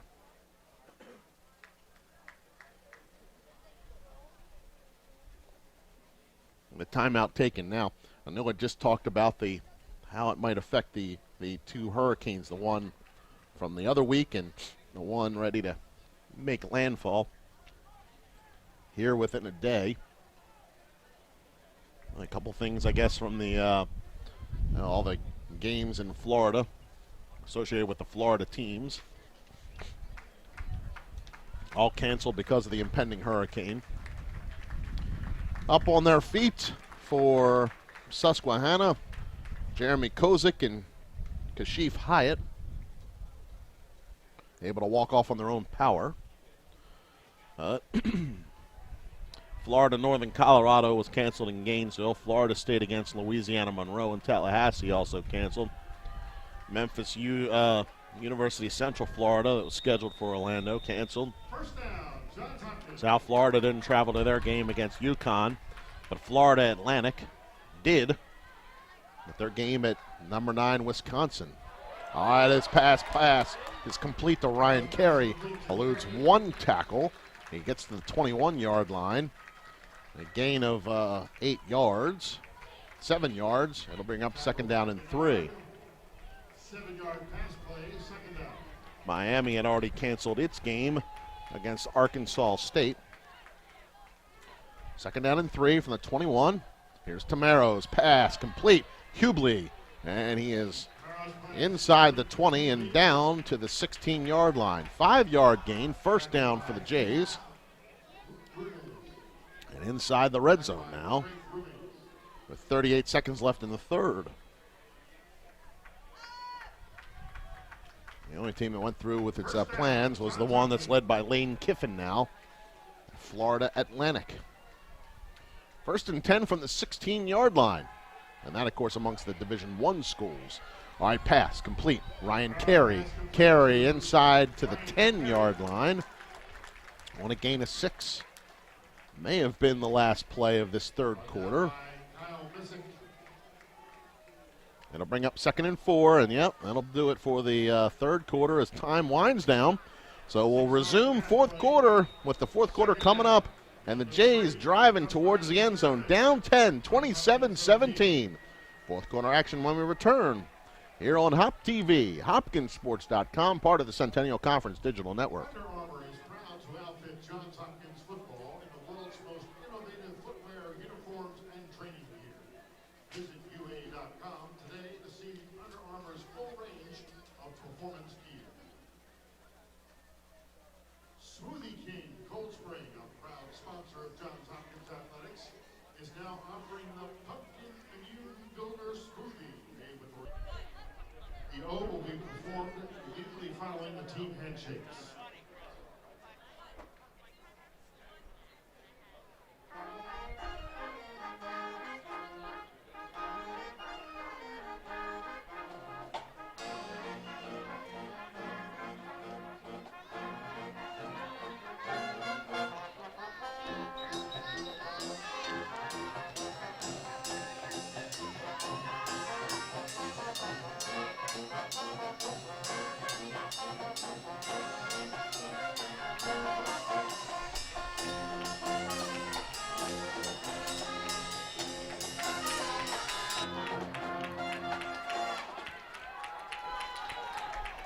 Let's get this fourth quarter underway here on Hop TV. Steve Staffberg with you here. I'll be with you for the 2017 football season.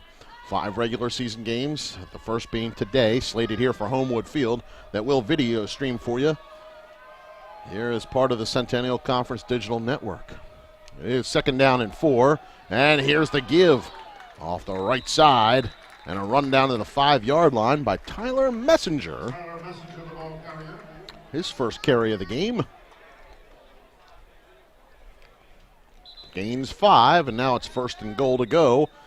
And another defensive lineman down for Susquehanna.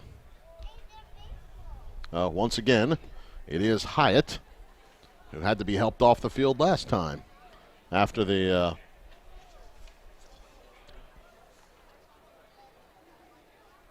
calf strain that he suffered. All right, third quarter stats, or at least the stats through 3 quarters of play. Well, Susquehanna, of course, scored 2 touchdowns in the third, take the 27-17 lead. Ott had a big run of 35 yards. He now stands 9 carries, 60 yards. Crusko scored his second touchdown run of the game. He stands with 17 carries and a net of 16 yards. He's been sacked 6 times, and those are net rushing lost yards. Crusko's 14 of 18 passing, 188 yards, and had that 1 touchdown to open up the scoring in the first quarter. All right, Jay's going big once again with Norgal at quarterback. He's got Caggiano, Ferrari, and Maloney to his right side. He'll go left. Norgal can't find that pass. He's wrapped up, throws it, and it's into the end zone, and it's caught! Touchdown, Johns Hopkins. A penalty flag thrown on the play over here on the near side. A touchdown roll with the penalty set to go for the score. How about that play as it kicked off of, it looked like off of a Susquehanna player and into the hands of Patrick Maloney. The official signaling that the penalty was a face mask penalty against the defense, which of course was declined. We got to take a look at that touchdown again after the extra point attempt. As Sullivan's extra point is good, and the Jays are within 3, 27-24.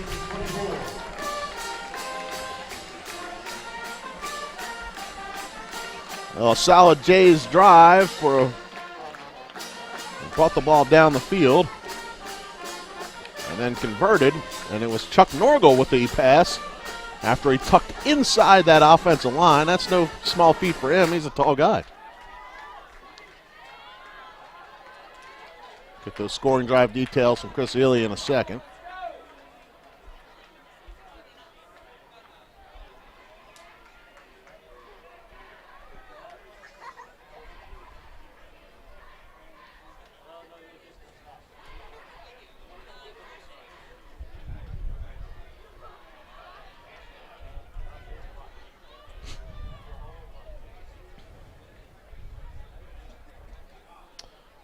All right, and we're going to see the Jays actually kick off from midfield because of that face mask penalty.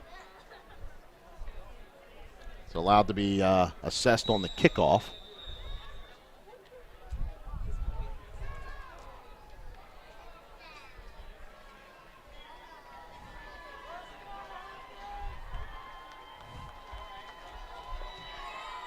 All right, so Sullivan will send it long.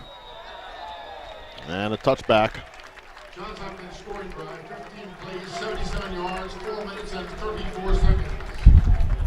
5-yard touchdown. How about that? 15 15 plays, 15 play drive for the Jays. 27-24, our score now. So in one-score games, I could get back to this. And this is over the last 3 full seasons, and then the non-conference game this year. Johns Hopkins 5-3 in one-score games. Susquehanna 7-8. They've played 15 games in which they've decided by 7 points or less. First down, Cameron Ott tackled in the backfield by Lance Hammond. Lost 2. Second down and 12 coming up. 2 yards, second down.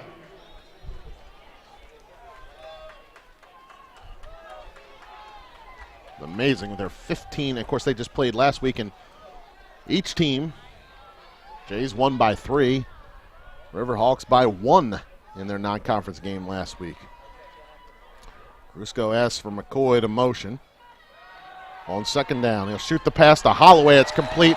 Jays defense all over it. And another tackle back at the 19-yard line. Kilbane with the tackle. Lost 4 on the play. Loss of 4 yards. Third down. Third down and 16 coming up. Diamante Holloway.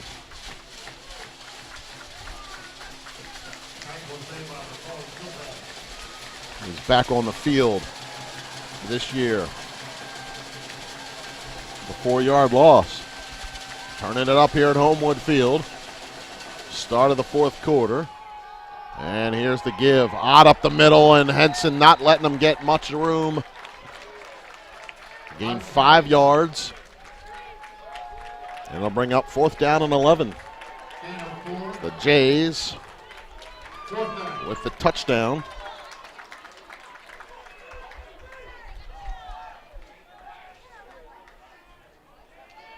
And now a big defensive stop.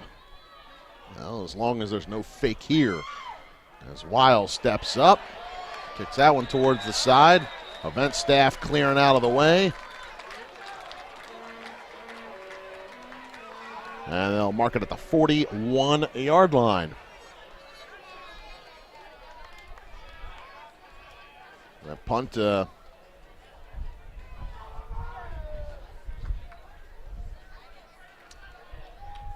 wasn't more than 20 yards. All right, Jays, excellent field position here. 12:49 to go in the contest, and down by 3. Carries out there. In motion is Hubley. And here's Tamaro. He's going down for McFadden. 101 against Shelton. Intended for Luke McFadden. Ball falls incomplete. Second down. Second down. Well, they've tested Shelton often enough. McFadden, 2 touchdown receptions today.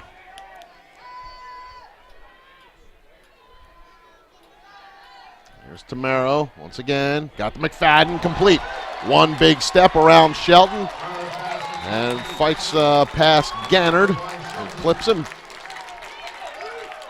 Trips him up enough to bring him down. Ball at the 16-yard line. Gain of 25 for McFadden. And now Shelton is down. And getting right back up.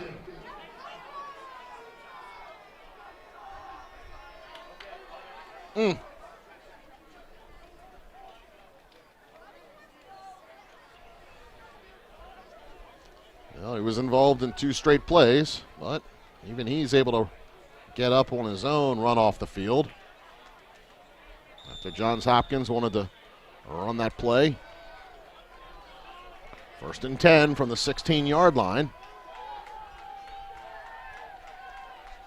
Hubley, Caggiano, and Freeze are flanked out on the field side. And here on the boundary is McFadden. Back up in the game now is Sotil. All right, here's the give. Ryan Carey looking for a little room. Started to find a head of steam. Got tackled, though, at the 12 as Gannard came flying in to make that stop.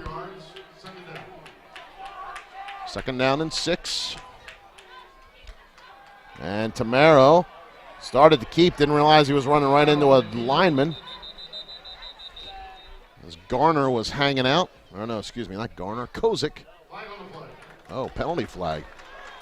Had missed that one. Yeah, went to go run right in to the arms of Tucker Garner. That stop would have been for a loss.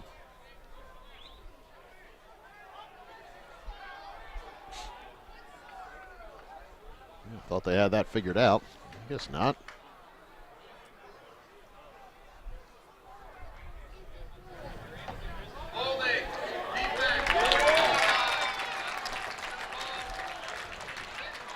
Well, the hold call went against Daniel Shelton's replacement. That's freshman Paul Jones.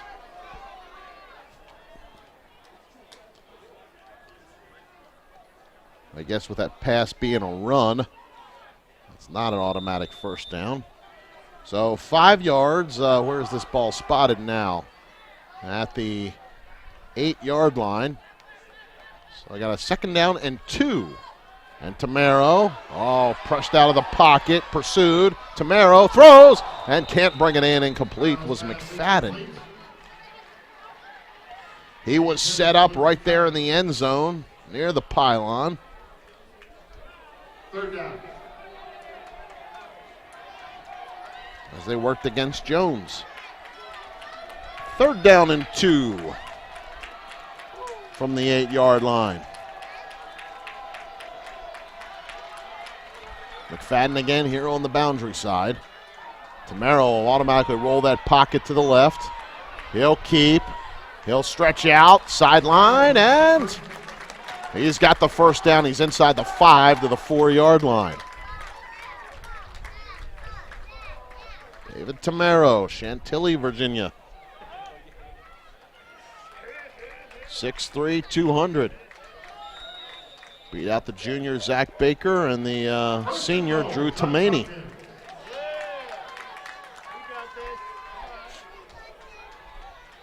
All right, 1st and goal now from the 4. In motion is Hubley. Tamaro roll right. He'll go for the corner end zone. Caggiano, and it's overthrown.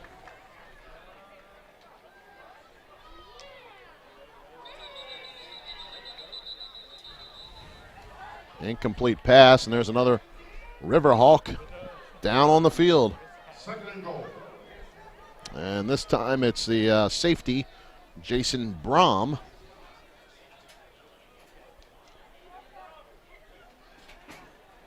Well, play will stop here with 10:59 to go. Jays knocking on the door right now. Standing on the doorstep. 2nd and goal from the 4.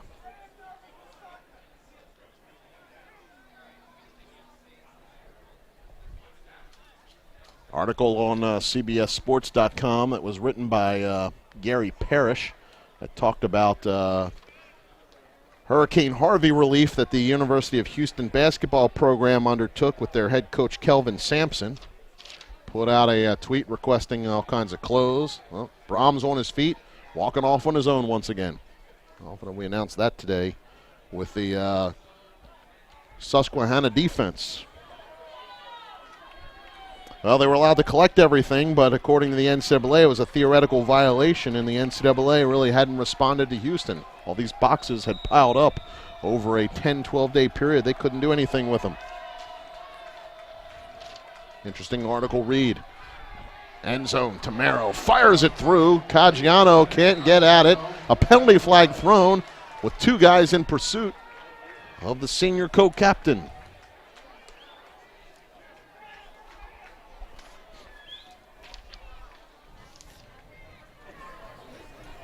Holding. Defense, number 31. Well, there you go. Defensive holding on the pass play by Simpson. And so an automatic first down. And they'll put the ball at the, should be at the 2-yard line. I assume that's a half the distance to the goal. So that ball is spotted. Yeah, got it at the 2. All right, Jays with a fresh set of downs. And let's see how they set up. Now they go with the stack, and this time it's Norgal and Ferrari behind him. Carey, the running back. Tamaro, quarterback. But they've got two wideouts this time. Caggiano and McFadden.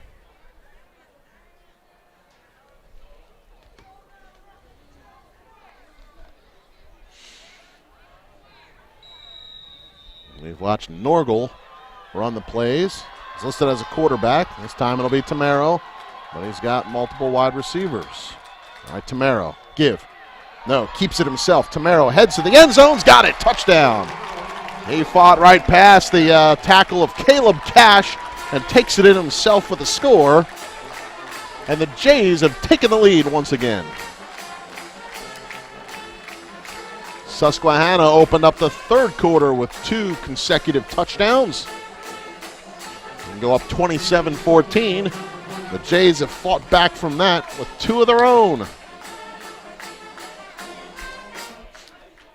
Here comes Sullivan on for the extra point attempt.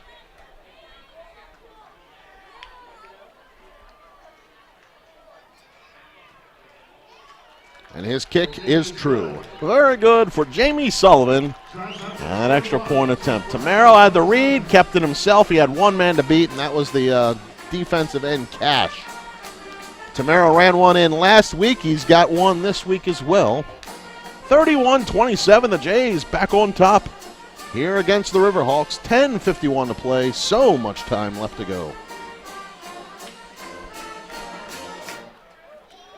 Johns Hopkins scoring drive, 8 plays, 41 yards, 1 minute and 58 seconds. Tamaro, 2-yard touchdown run.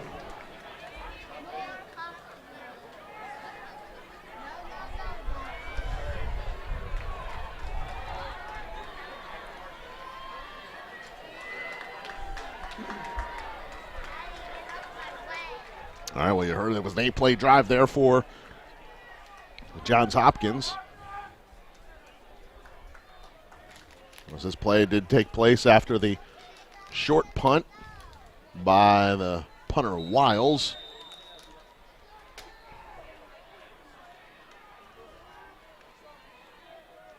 The Jays back up once again, this time by 4.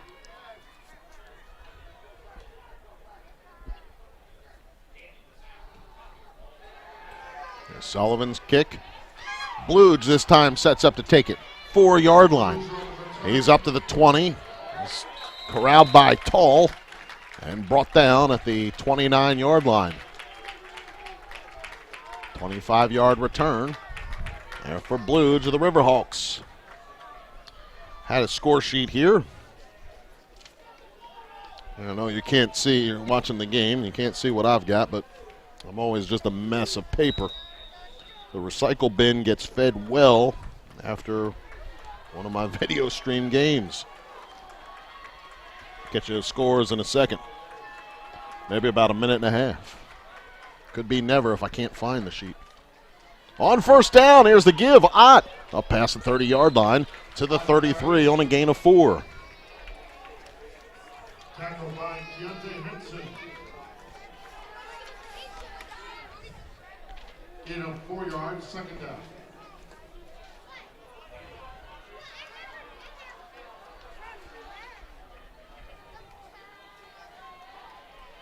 Grusko will have Ott to his side. Bluge in the slot on the right, along with Christian, and it's Holloway here on the left side.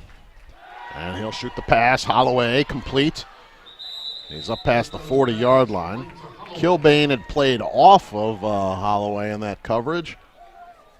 That ball up to the 41. Gain of 8, first down for the Riverhawks. I have found the scores. More in a second. Actually, it looks like they have the ball up to 42 on this first down play. Grusko, give, Ott, up the middle. Closser makes contact, but he's still Ott forward. Up to the 47 on a gain of 5. All right, still a little tight there. Muhlenberg at Dickinson, 15-6, 4 minutes to go in the third quarter. Mules up by 9. F&M is demolishing Juniata at home. The Dip's up 51-7 with 2 minutes to go in the third quarter there. Grusko calls for the snap, second down and 5, and keeps. He didn't give it to Ott, followed right behind Ott, and he's not going anywhere. Loss of 1 on the play. We'll bring up a third down and 6. Ursinus has a lead over the Bullets in Gettysburg. 24-15 with 3 minutes to go in the third quarter in Gettysburg. Third down and 6. Grusko looks left, has his man McCoy, the tight end, and that one is a first down. Johnson made the tackle, but McCoy, needing 6 yards, ran 7 yards out. Good job by the sophomore. Riverhawks in Hopkins territory at the 47. Clock runs. 8:30 left to play here in the contest. Grusko on first down. Look to his right. Gets happy feet. Puts his head down. It's not going to get anywhere. He'll lose 2. Back to the 49. Looked like Marinelli and Stalk in there.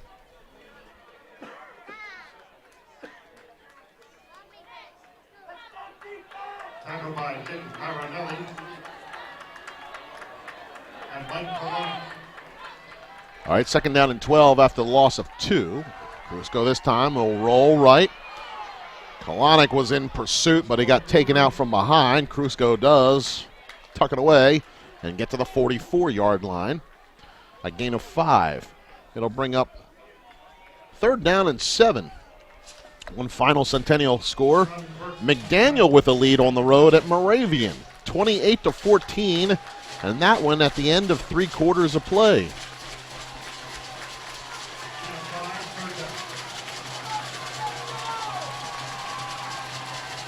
Third down and 7. Hopkins faithful getting loud here on this sideline. Bluge and Holloway to the left. Christian to the right. They'll give to Ott straight ahead. Inside the 40 to the 39-yard line. It'll gain 5, but it'll bring up a fourth down and 2. As the clock runs.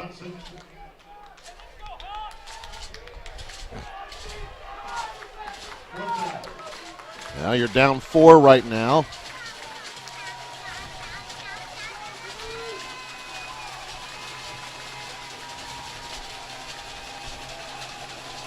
And like to see that Susquehanna an attempt to convert this fourth down. They're 2 for 2 so far. Ott is to the right. They'll give to Ott. Lead behind the fullback. He's got a first. Oh, no, he does not have the first down. Let's see where they're going to spot that ball. They've got that ball spotted in between the 37 and the 38-yard line. The marker's at 37. First down, Hopkins. turnover on downs as the Jays held tall. First down, Johns Hopkins.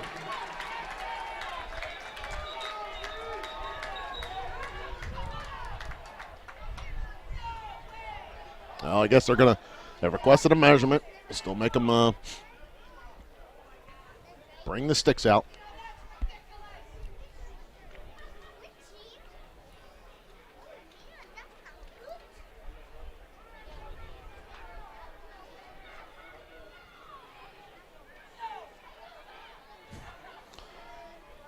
Just need to wait for every player to come off the field before they'll start dragging those chains across.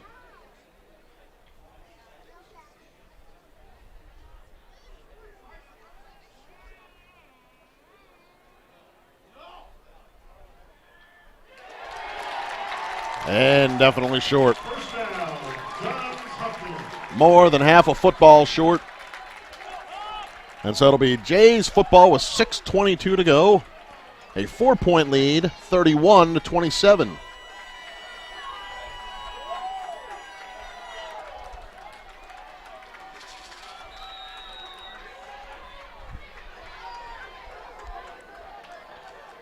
Let's see what these guys can do. It's Tamaro on first down. Screen pass complete to Hubley. Brought it in. Tackled right away by Reyes. Behind the line of scrimmage. Pass complete to Ryan Hubley. Ball back at the 34. A loss of 3. And Hubley coming off the field. Loss of 3 yards, second down. And he took a big shot. Second down and 13 now. And pressure. They set up the screen pass once again for Carey this time out of the backfield. He gained 1. Tackled by Paul Jones. Defense read that well enough as Jones came in to make the tackle.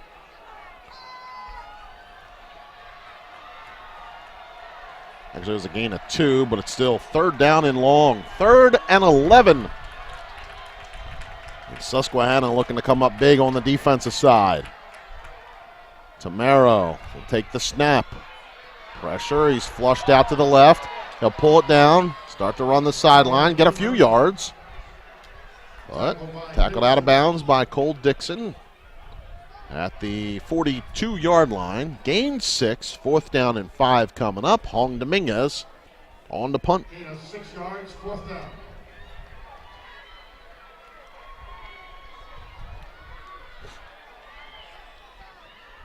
I couldn't ask anything more of the Riverhawks from their head coach. They stopped the Jays, went 3 and out here. And Hong Dominguez able to get that punt off. It hits at the 25-yard line, 20. It'll keep continuing down the sideline to the 11-yard line. Hong Dominguez, 47-yard punt. 4:36 to play. 31-27, favor Johns Hopkins.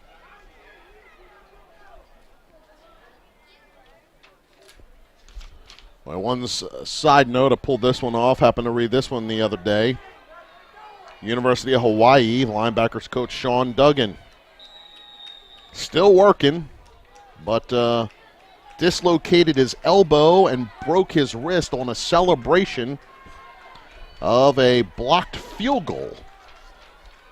Happened over on the sideline, obviously. He's an assistant coach. Here's Krusco on first down, looking across the middle. He's got Bluge. It's complete. He's up past the 25-yard. He's up to the 25-yard line. So a gain of 14 and a first down.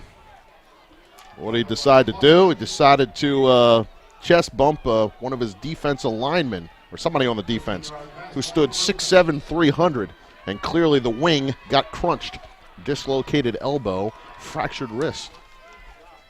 Might not go up against such a big guy again in celebration. Krusco, first down. What a pass. Complete to McCoy. Up past the 40-yard line. 41 and a first down after a gain of 16. Pushed out by Quinones. I guess the lesson there, watch your celebrations. We've seen them before where they've resulted in injury. I mean, in the NFL, it was the kicker Bill Gramatica. Tore his ACL after he had celebrated a first quarter field goal. Cruzco has to pick the ball up off the field. Hands to Ott. Still could get forward progress. 4 yards. Second down and 6.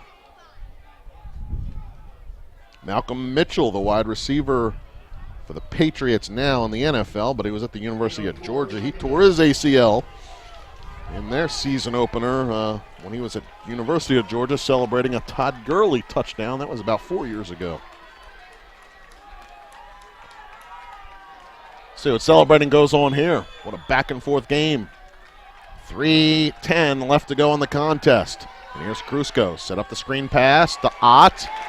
Hit by Quinones and brought down at the 46-yard line on the gain of 1. Third down and 5 coming up. Each team has all 3 timeouts. Third down. Holloway set on the left side. McCoy's on the line. Right side is Bluge and Christian.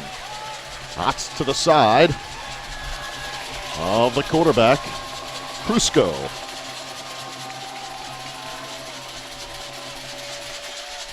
All right, on third down and 5. Cruzco take the snap. Cruzco, right side's got a hole. Heading towards midfield. He's close, but he got a hand in there. I think that was Robbie Johnson. No. Hold on, Mike Kalanick. There he is coming off the field. 4-yard gain. 4th down and 1. Riverhawks went for it before and got stopped on 4th down. I'll go once again here. Cruzco might hard snap. No, Cruzco keeps, goes right side, first down. He's got 5 yards and more. Quinones cuts him down at the 44. So 6 yards and a first down, and they'll keep the drive alive. You watch Cruzco do that a few times. Tight to the line and turn it upfield quickly. All right, clock runs. 1:45 to play in the contest. Johns Hopkins with a 4-point lead. 31-27.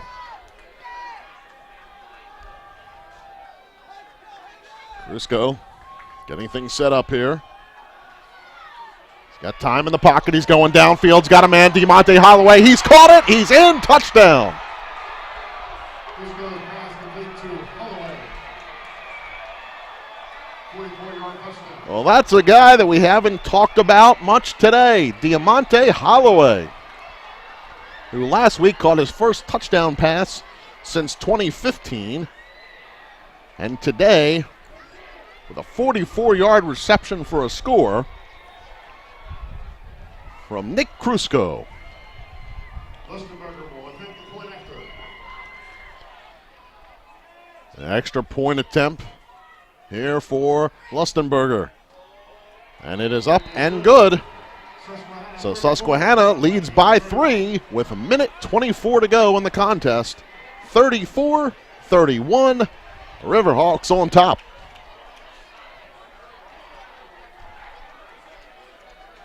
Riverhawks scoring drive, 7 plays, 89 yards, 3 minutes and 12 seconds. Cruzco, 44-yard touchdown pass to Holloway.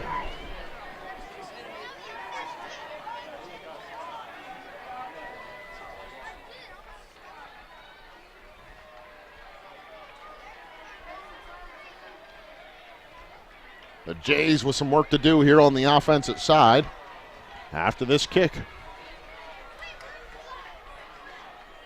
An 89-yard drive for a touchdown. Nick Cruzco, who with his first couple passes here today, topped 6,000 yards passing in his Centennial Conference career.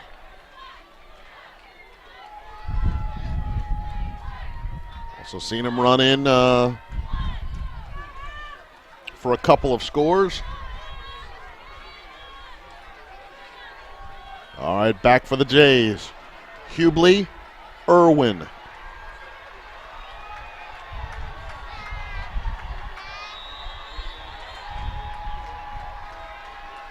What enthusiasm Susquehanna's got on its side. As Lustenberger sends it down, Irwin will field at his 5-yard line. He'll go with that left side return, caught up at the 25, pushes forward and out of bounds.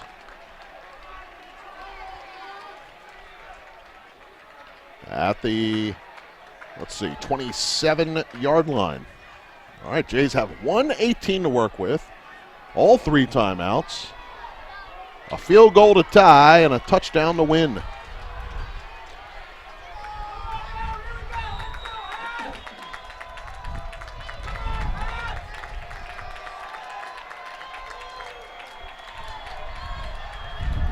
All right, we'll get going on first down. Tamaro hit as he threw, incomplete. Kozik hit him as he started to throw the pass, and it falls to the ground incomplete. Second down and 10.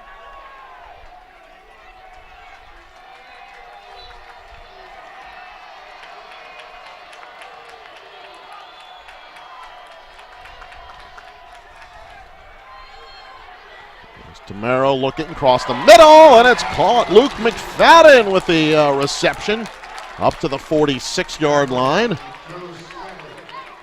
19-yard gain. First and 10. Well, they wind the clock. Don't use a timeout. Tamaro, sideline. Caggiano caught it. Another first down to the 42-yard line and in plus territory.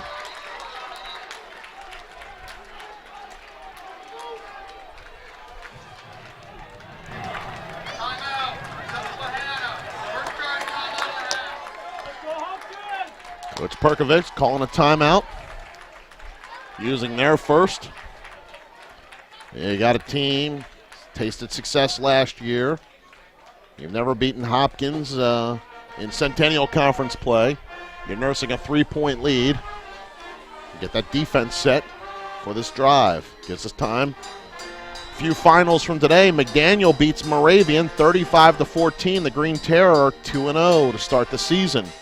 Franklin and Marshall 52-7 win over Juniata. F&M at 2-0. Juniata 1-1. Fourth quarter, and Muhlenberg at the 2-minute mark has an 18-6 lead over Dickinson. And in the fourth quarter, Gettysburg has stormed back. Bullets with a 28-27 lead with 2:56 to go in that contest.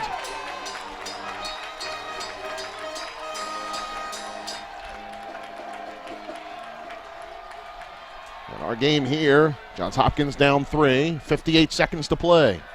Tamaro, pull it right down, up the middle, 35, down to the 30. And a 12-yard gain. And a first down for the Jays, and a timeout called by Johns Hopkins.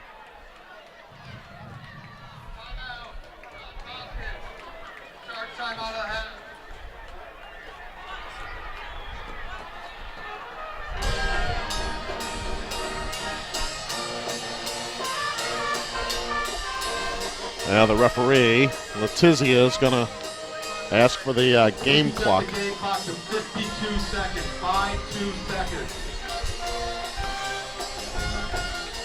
As only 1 second actually came off the clock on that 12-yard run. I knew Tamaro's fast, just not that fast. They'll set the clock with 52 seconds left. The ball's now down at the 30-yard line.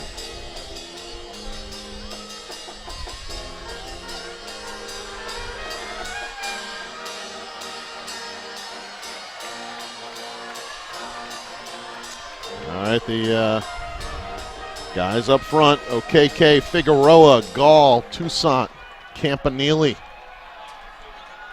Tamaro, call for the snap on 1st and 10 from the 30. Pass caught by Caggiano. Somehow he'll get out of bounds inside the 20 at the 19-yard line. That looked like a fingertip catch. Man, I don't know if he wasn't expecting it, if it just hit the wrong area, but the Jays, 1st and 10 from the 19-yard line. 45 seconds to go. Jays down 3. And someone jumped off sides. 94, Kozik. And then I saw Figueroa fire up after that. We'll await the call.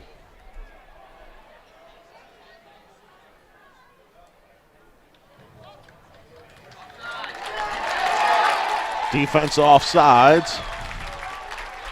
I'll move them 5 yards closer.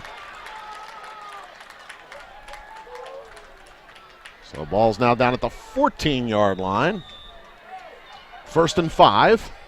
45 seconds to go. Hubley's in motion, carries in the backfield. Here's Tamaro looking. He's got Caggiano set up right at the sticks against the cornerback Shelton. Still pushing the pile.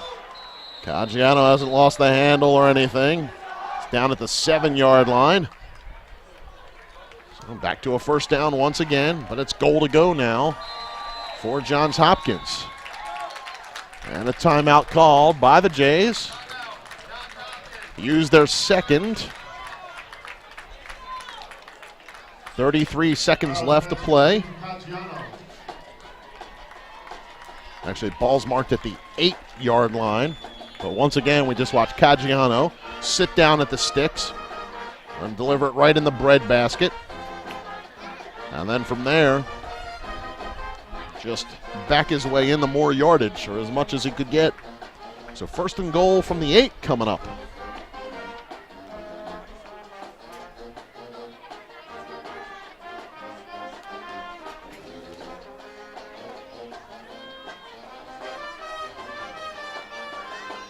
Got one thing for all of our viewers out there.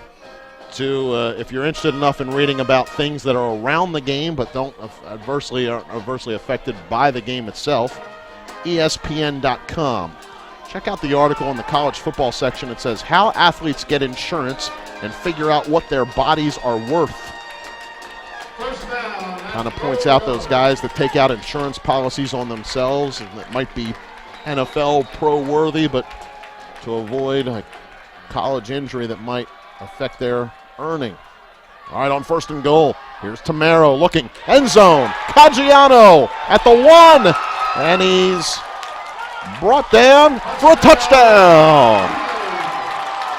It took a little while for the side judge to figure out if he had broken the plane, but he did. Caggiano in for the score from 8 yards out. And the Jays have reclaimed the lead.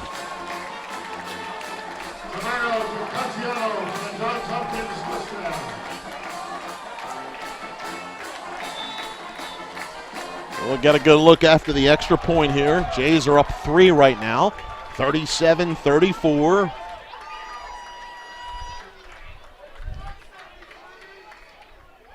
And Sullivan's extra point is good. The Jays lead by 4, 38-34 with 24 seconds left.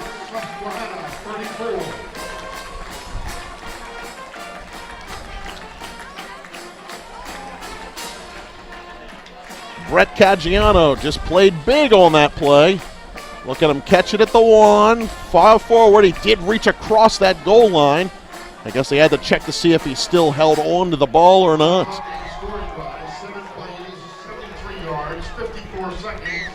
Tamaro to Caggiano, 8-yard touchdown pass. Oh, how about that? A 54-second drive. And the Jays with the touchdown. Brett Caggiano, his first this season.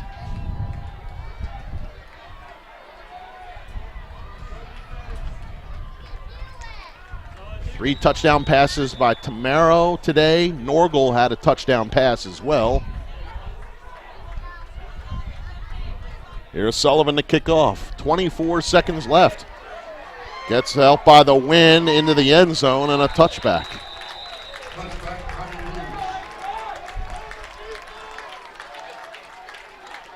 So the Riverhawks will have the ball. No time came off the clock that time around. We suddenly felt a big gust of wind. And it really came from Hopkins' back. You watch that ball sail into the end zone. No time came off the clock. They've got the ball at the 25-yard line. 24 seconds to go in the contest. But they need a touchdown to win. 3 points won't help you out.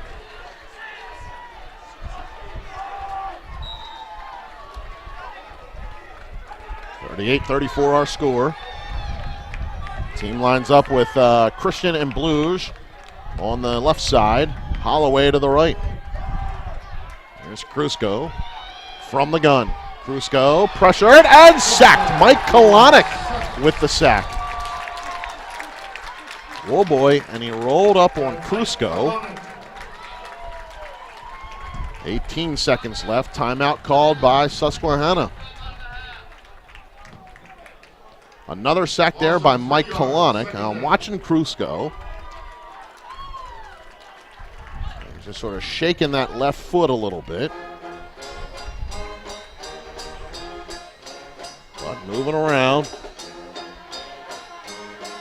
Well, Susquehanna forced to use a timeout. They've got one left. 18 seconds to go. Well, one other sports anecdote to share with you. Major League Baseball. You know, the Cleveland Indians are on this long winning streak. They won 16 in a row, and while they're playing now, I have no idea if that game's over or not. I think it was a window installer in Cleveland was celebrating its own 15th anniversary. Through the summer, they were offering that if you bought a Windows package, installation package from them, and if the Indians ever went on a 15-game winning streak, they'd rebate all the money. Guess what? The Indians actually went on a 15-game winning streak. Give you the details in a moment. Here's Krusko from the pocket. Looks left, doesn't see Christian. He'll go right. 12 seconds left in the game. Head to the sideline, and is out of bounds with 10 seconds left.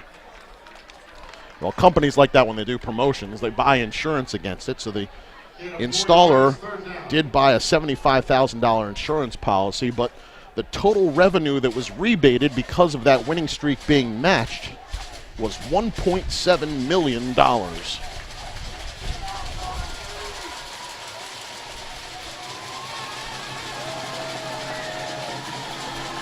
Third down and 9. 10 seconds to play. Krusko downfield to Holloway. He'll flip it back to Ott. Ott to the sideline. They've got a first down and are out of bounds with 2 seconds left. And so can run one last play. And this will be from the 38-yard line. Johns Hopkins will back guys up deep into the defensive end, and seeing Luke McFadden out there playing deep along with a few others. 3 guys will rush. Krusko will hang out. He'll step up into the pocket. He'll launch it up into the air. He'll head to a bunch of guys. Knocked down. Incomplete. Closser knocked it down. The Jays have won here at Homewood Field. 38-34. Johns Hopkins a winner today, and a tight one against Susquehanna Riverhawks. Johns Hopkins to 2-0 and open up conference play at 1-0. Susquehanna 1-1 on the season and 0-1 to start their Centennial Conference March. Johns Hopkins with the win. Maintain a bunch of winning streaks that have been earned by this program through the years. The Jays have now won 18 straight home games in September. They've won 29 straight games complete in September. They have won 38 straight Centennial Conference matchups and have now won 43 games in a row in the regular season. The Jays winning in overtime by 3 against Washington Lee, and today by 4 over Susquehanna. For Johns Hopkins, the schedule, well, for the Jays, and the schedule that's coming up, no doubt a good one. They'll be here at home against Moravian next week, who has started the season 0-2 themselves. And for Susquehanna, this year was like a reshuffling of the schedule. Kind of reorganize, change up some home and away matchups, and keep the games from being on the same weekends each year. Susquehanna kind of drew the short end of the short straw because they opened up here against Johns Hopkins today. But then after that, next week they're at Muhlenberg. So they come here to play Johns Hopkins. Next week they play at Muhlenberg. And then they host Franklin and Marshall at home. Susquehanna, the fourth-ranked team in the preseason poll, has to open up against numbers 1, 2, and 3, with the first two being on the road. The Johns Hopkins alma mater.